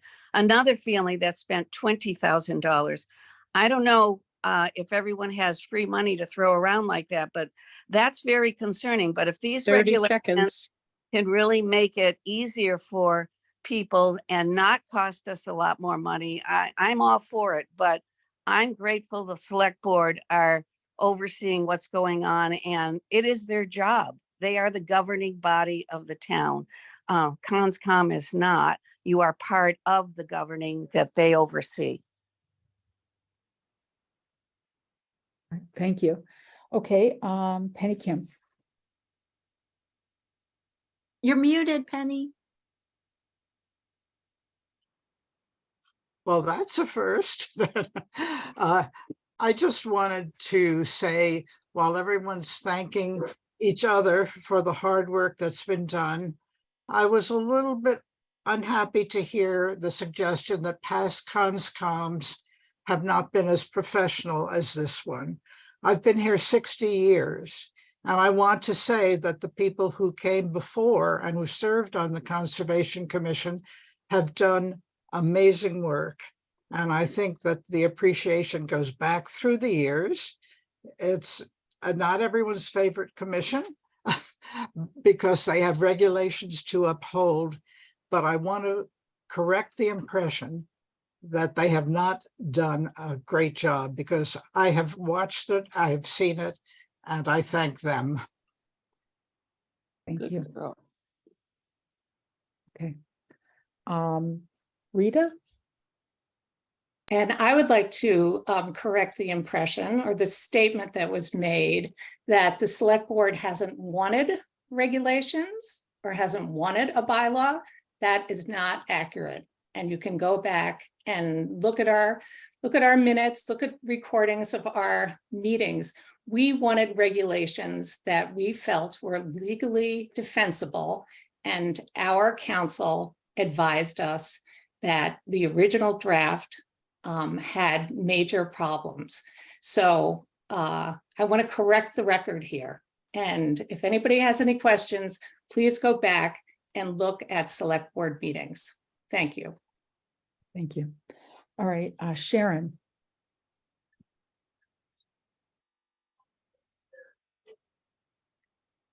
Sharon. Maybe what happened? I thought. Sharon- No, I put my hand down. Thank you. Charlene, you've made I see your hands raised. I don't know. No, if I didn't. Oh, not again. I don't know how to take it out. I'm not very computer savvy. In fact, I'm on my phone instead of my computer because something's wrong with it, but no. Okay, any more comments? And was there anybody who had raised their hand earlier, who we passed over, who wanted to make a comment and didn't get to because they had already? Okay, Mary Lou? Hi, yes, my name is Mary Lou Conca, and I just have a simple thing I would like to say. I would like to first thank the Conservation Commission for the work that you're doing. And second, I would like to thank Mr. David Buchanan for saying what he said. Thank you. Okay, thank you. All right.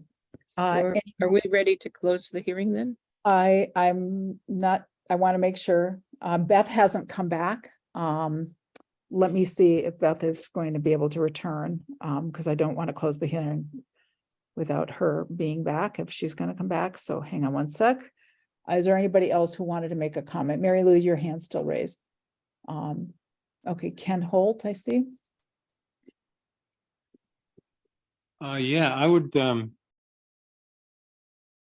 just to support Buchanan, I would say that we need to get these regulations adopted as soon as possible, because we are going to be under a great deal of threat.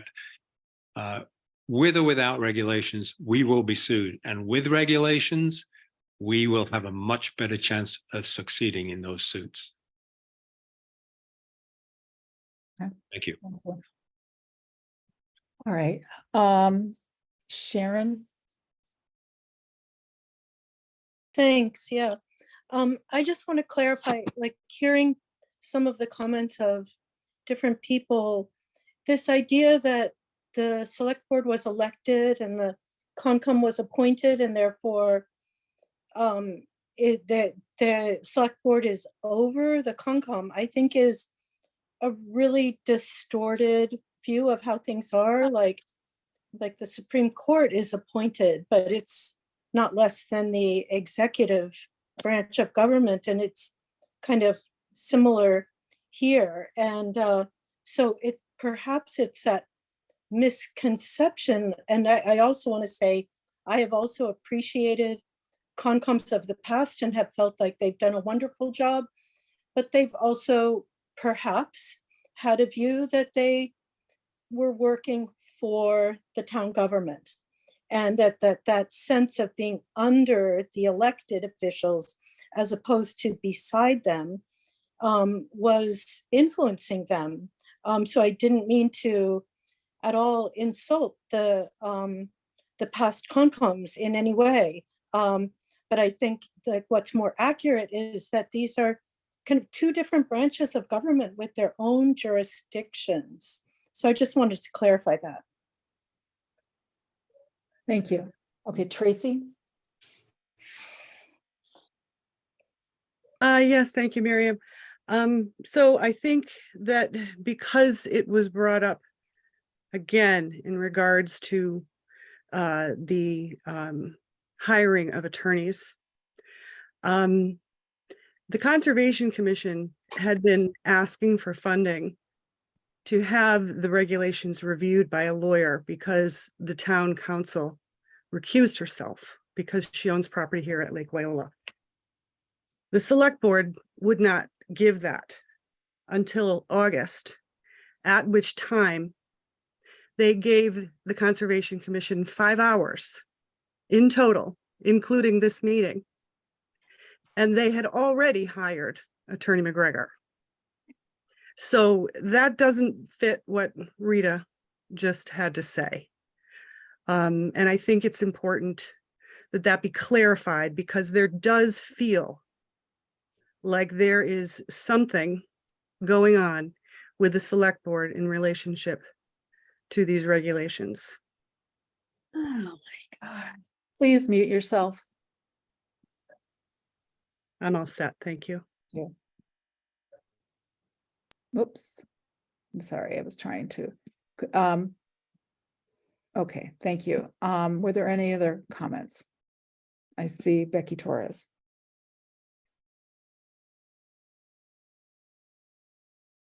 Okay. Becky. Hi.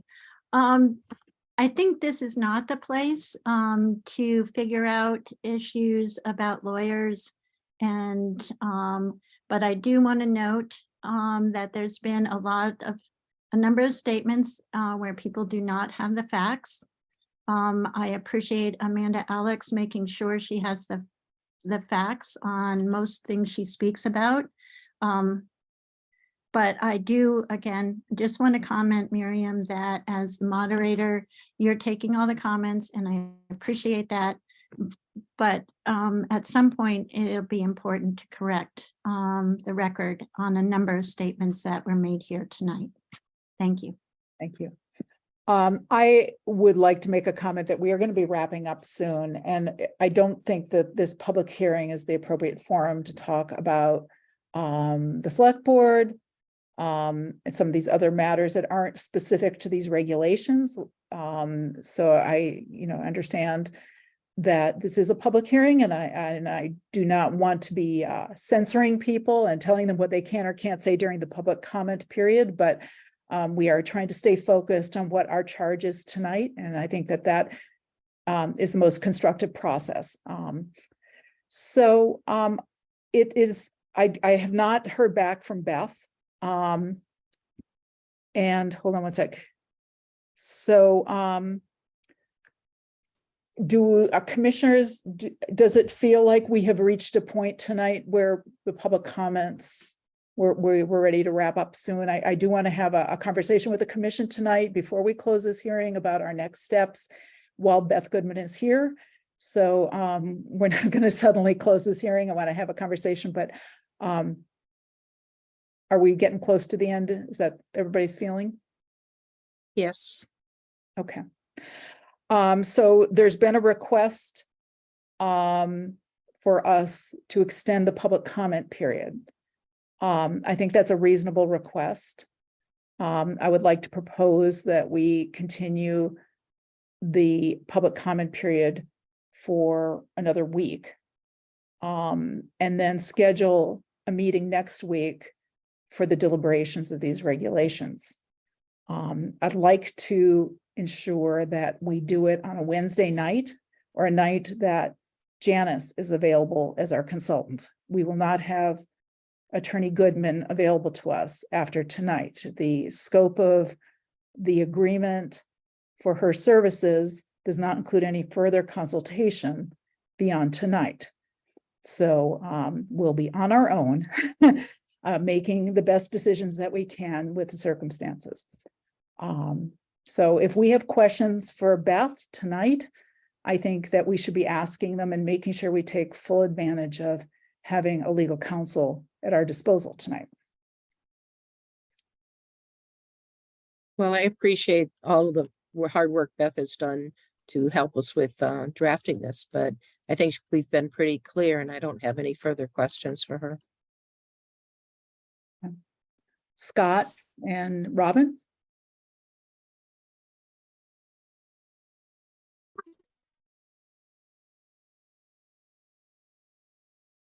You're muted, Scott. Yep. Well, I guess I was too. No, you're not muted. Go ahead.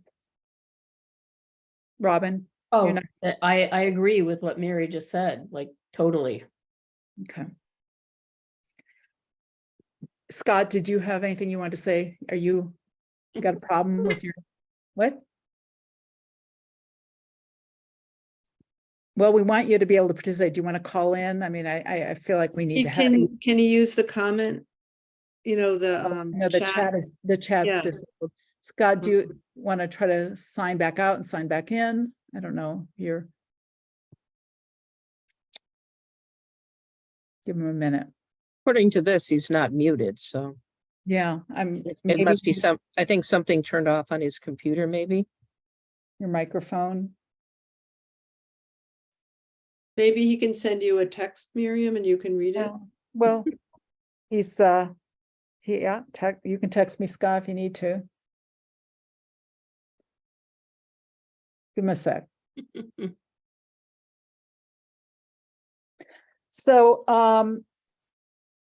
I think that we've had a really thoughtful and productive conversation tonight. And I think that, the concerns that we've heard, Beth, is that, some residents would like to be reassured that these regulations are not going to interfere unreasonably with their property rights. I think we've addressed that.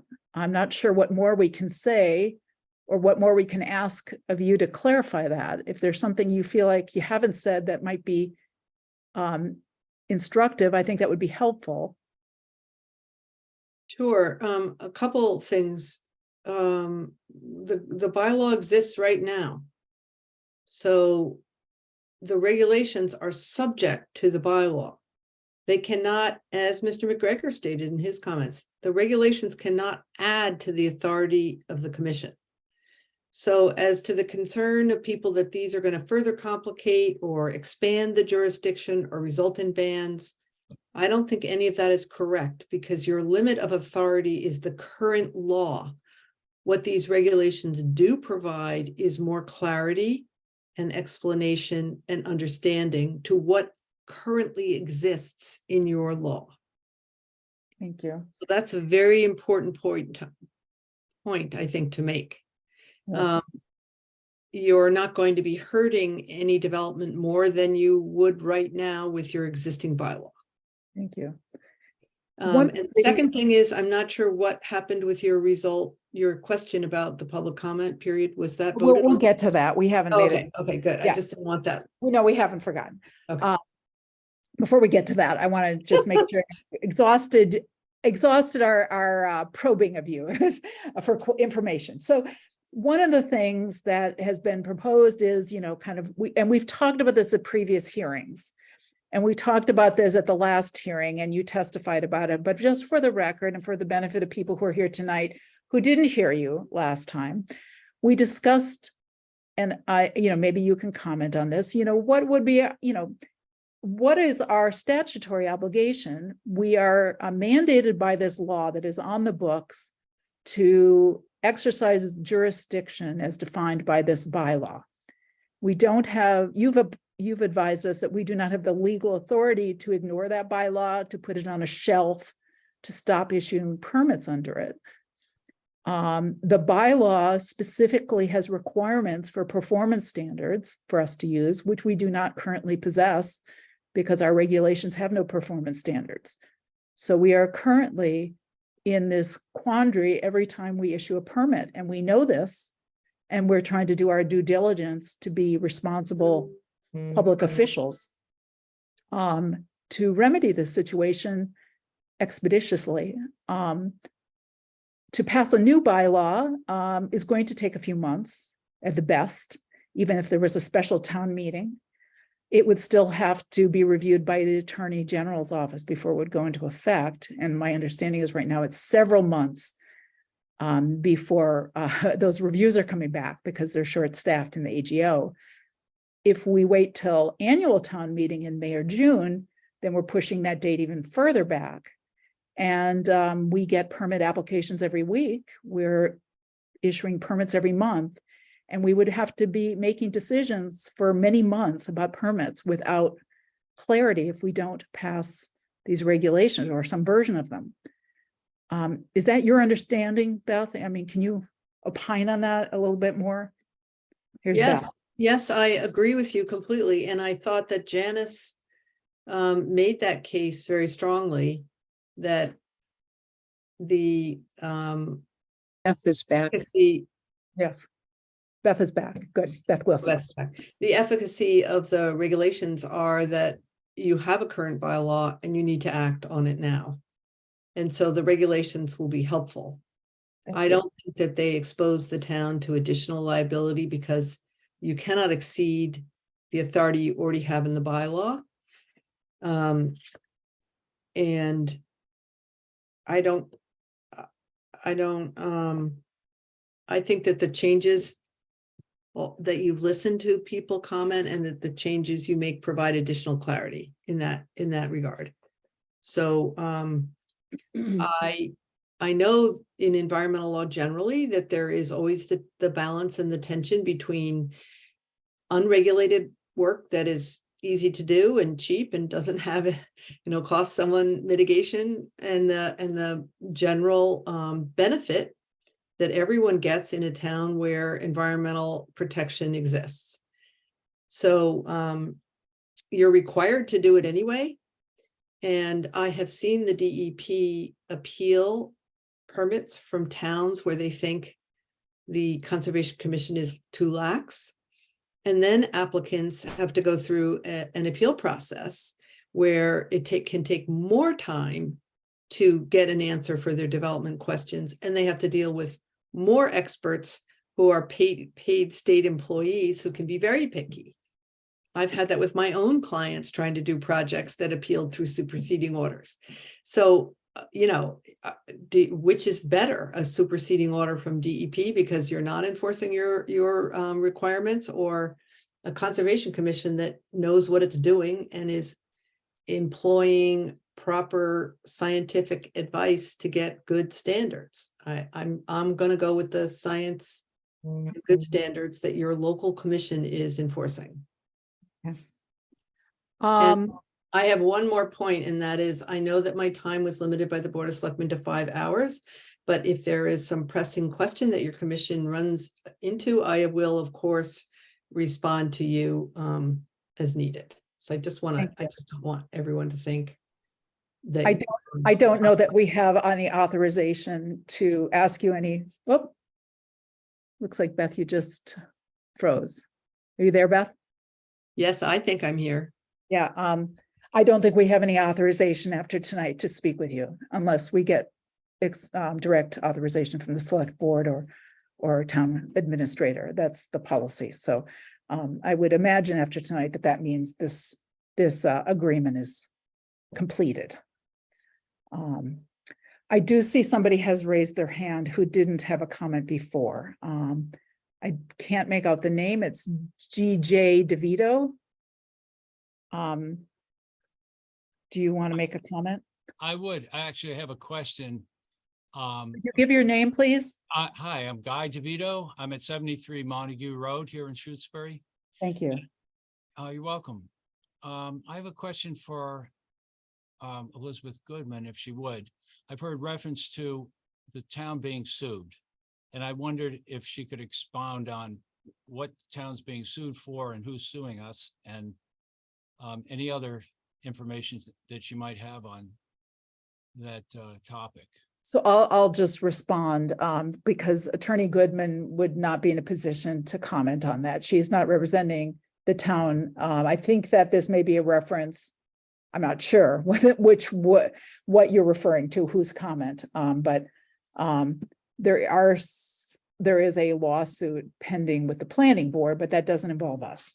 And Attorney Goodman has no role in that. So it has nothing to do with the Conservation It does not have anything to do with the Conservation Commission. It's okay. So I'd like to make a motion to close the public hearing. Well, before we close, we have a couple of things we waited for Beth to come back so we could talk about the next steps, Beth. So Beth, while you were away from the meeting, there was some discussion about the revised draft with the edits that we reviewed tonight. And are you there, Beth? Beth Wilson? Yeah. Yes. Okay. And some members of the public felt like they wanted to be able to read the whole draft in its entirety, not just the edits that we shared. Please, somebody needs to be muting that person, please. Okay. Whoop. All right. So there was a request for us to extend the public comment period. I did post the new draft up on the website during the meeting tonight, so it is available. So, there's been a request that maybe we extend the public comment period for another week and schedule a meeting perhaps next week to deliberate on the regulations. We could conceivably look at a night when Janice is available, because I think it would be very important to have Janice there in case we have some technical questions. We will not have Beth Goodman available for that. So that's just, kind of, if there were more legal questions that came up, hopefully there won't be. We are not going to have a legal counsel. We'll have to make our own best judgments based on the guidance we've gotten so far. So the question is, one, do you want to extend the public comment period for another week? And two, do we want to schedule a deliberation meeting for next week, and when? I think we should do both, so. I'm sorry, what? I think we should do both, extend the comment period for a week and then schedule our meeting. Okay. I agree. All right.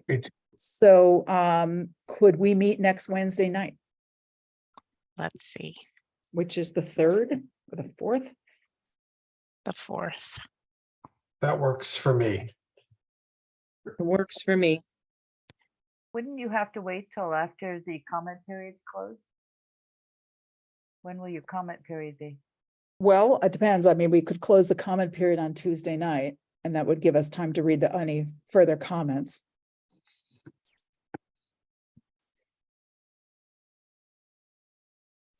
Are you available on Thursday night, Janice? It's not a. Oh, good. It's a first of the month. I believe so. Let me just get my calendar and I'll double check.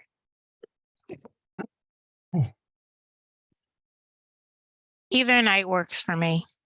Yeah. Janet, Beth, we're not letting you squirm out of this. Me? I know. Yeah, we're going to go and we're going to meet your house. Things come up. Things just come up. All No, the we're going to time. be at your doorstep with our computers and laptops and phones. Things that will not come up next Thursday if we do this. I can do either day. Robin, how about you? So Miriam, October 4th, we have a historical commission meeting. October 4th? That's on my calendar. I don't know. Well, I could miss that. I can't miss that. But we're talking possibly Thursday, the 5th, or we could do Wednesday. I mean, this isn't going to be a long meeting. I'm happy to do this. We could do it at, I don't know. We haven't even posted the historical commission meeting, so. Oh, okay. Either one is okay with me, depending on what you want to do with historical. Which would work. Let's not worry about the historical. Okay. Commission. What works best for you guys? What would you prefer? Would you Wednesday? I prefer Thursday, actually. Thursday? Yeah. I think Thursday would be better. Okay. Give people another day to go Yeah. over the comments and stuff. Yeah. It's a full week. All right, so we will can we agree that we will close the public comment period by end of business, 5 p.m. on Wednesday, the 4th, and that we'll meet on the 5th at 7 p.m.? Does that work? We for you? do 6. I could do 6. Actually, 6 is not good for me. I can't do 6. Yeah, I think it would have to be 7 for me. Yeah, it's hard for me to get home in time for 6. Okay. All right. So we agree on the 5th for 7 p.m.? Yep. Yep. Okay. Works. All right. All right. I thank everybody for all of their comments. We're going to think about all of it. I really appreciate that people are asking questions about, well, how does this work? And how does that work? And what do I do in this situation? Because we really want people to come to us with those questions all the time, not just around these regulations. We really want the community to get informed about their properties. If they have questions, to come to us, and we would be happy to work with you and give you information. And I also just want to assure everyone that we do have instructions for applications, and when and if we do pass regulations, I we think will Beth have. has a question Yep, too. yep. Let me just finish what I'm saying. We'll have updated instructions for applicants and landowners and educational materials available on our website. And we will meet with people as questions come up. So we are available, and I just want to reiterate that ask us. Beth, did you have a question? I Or do. Two things. Just, I think you should clarify your comment period in your meeting is, I know you're going to post it, but 7 p.m. on Thursday, the 5th, right? I heard Wednesday at one point. Yes, the Thursday. comment period will close on Wednesday, the 4th, 5 p.m. And then we will meet on the 5th at 7 p.m. Good. And I think you should do a roll call vote because you're remote, right? Roll call vote. All votes. For all votes, including agreeing to make this. I think with a comment period on a public hearing draft of your regulations, I would love to see a roll call vote. And just so I understand, it is correct that this has to be filed with the town clerk for them to become effective? Well, your regs say that they're effective upon adoption by your commission, but yes, they should also be filed with the town clerk. But let's say town clerk's on vacation for a week, would they still be effective as the date we adopt them? It says in your regulations are effective on the date of adoption by the Conservation Commission. And I think that day you go to the clerk's office and file it, and somebody's got to be there, even if your town clerk is on vacation. Okay. All right. Okay. So I'll make a motion that, can I make a motion now that we? Yeah, go ahead. That we close the public hearing. That we extend the public comment period till 5 p.m. on Wednesday, the 4th. And that we schedule our hearing for Thursday, the 5th at 7 p.m. Is there a second? Second. Okay, a roll call. David? Aye. Stefan, aye. Harrington? Aye. Scott, I don't know if you are able to. You hear me? Yes, Yep. Zach, thank you. Rio, aye. Okay, and Wilson. Aye. Okay, so we are going to need a motion to adjourn then for tonight. Motion to I just want to adjourn. remind, and I want to And remind. I want to say thank you. Yes. Thank before we say you. the- I want to just Second. remind everybody that we have a meeting tomorrow at 7 p.m. It's All right. not over. Oh, over. yay. Okay, I know. All right, Beth, thank you so much. I Yes. just am very grateful for your generosity and your clarity and expertise. It's been extremely helpful. Thank And you very much. always, as always. All right, so do we have a motion to adjourn? Beth, Motion motioned and to adjourn. seconded. Well, we're colliding here. Who made the motion? Yes. Me. Okay, I second. second. Okay, David, Aye. aye. Harrington, Aye. Khan, Aye. and Wilson. Aye. Thank you so much, everybody. Good night. Thank you. Good night. Bye-bye. Good night.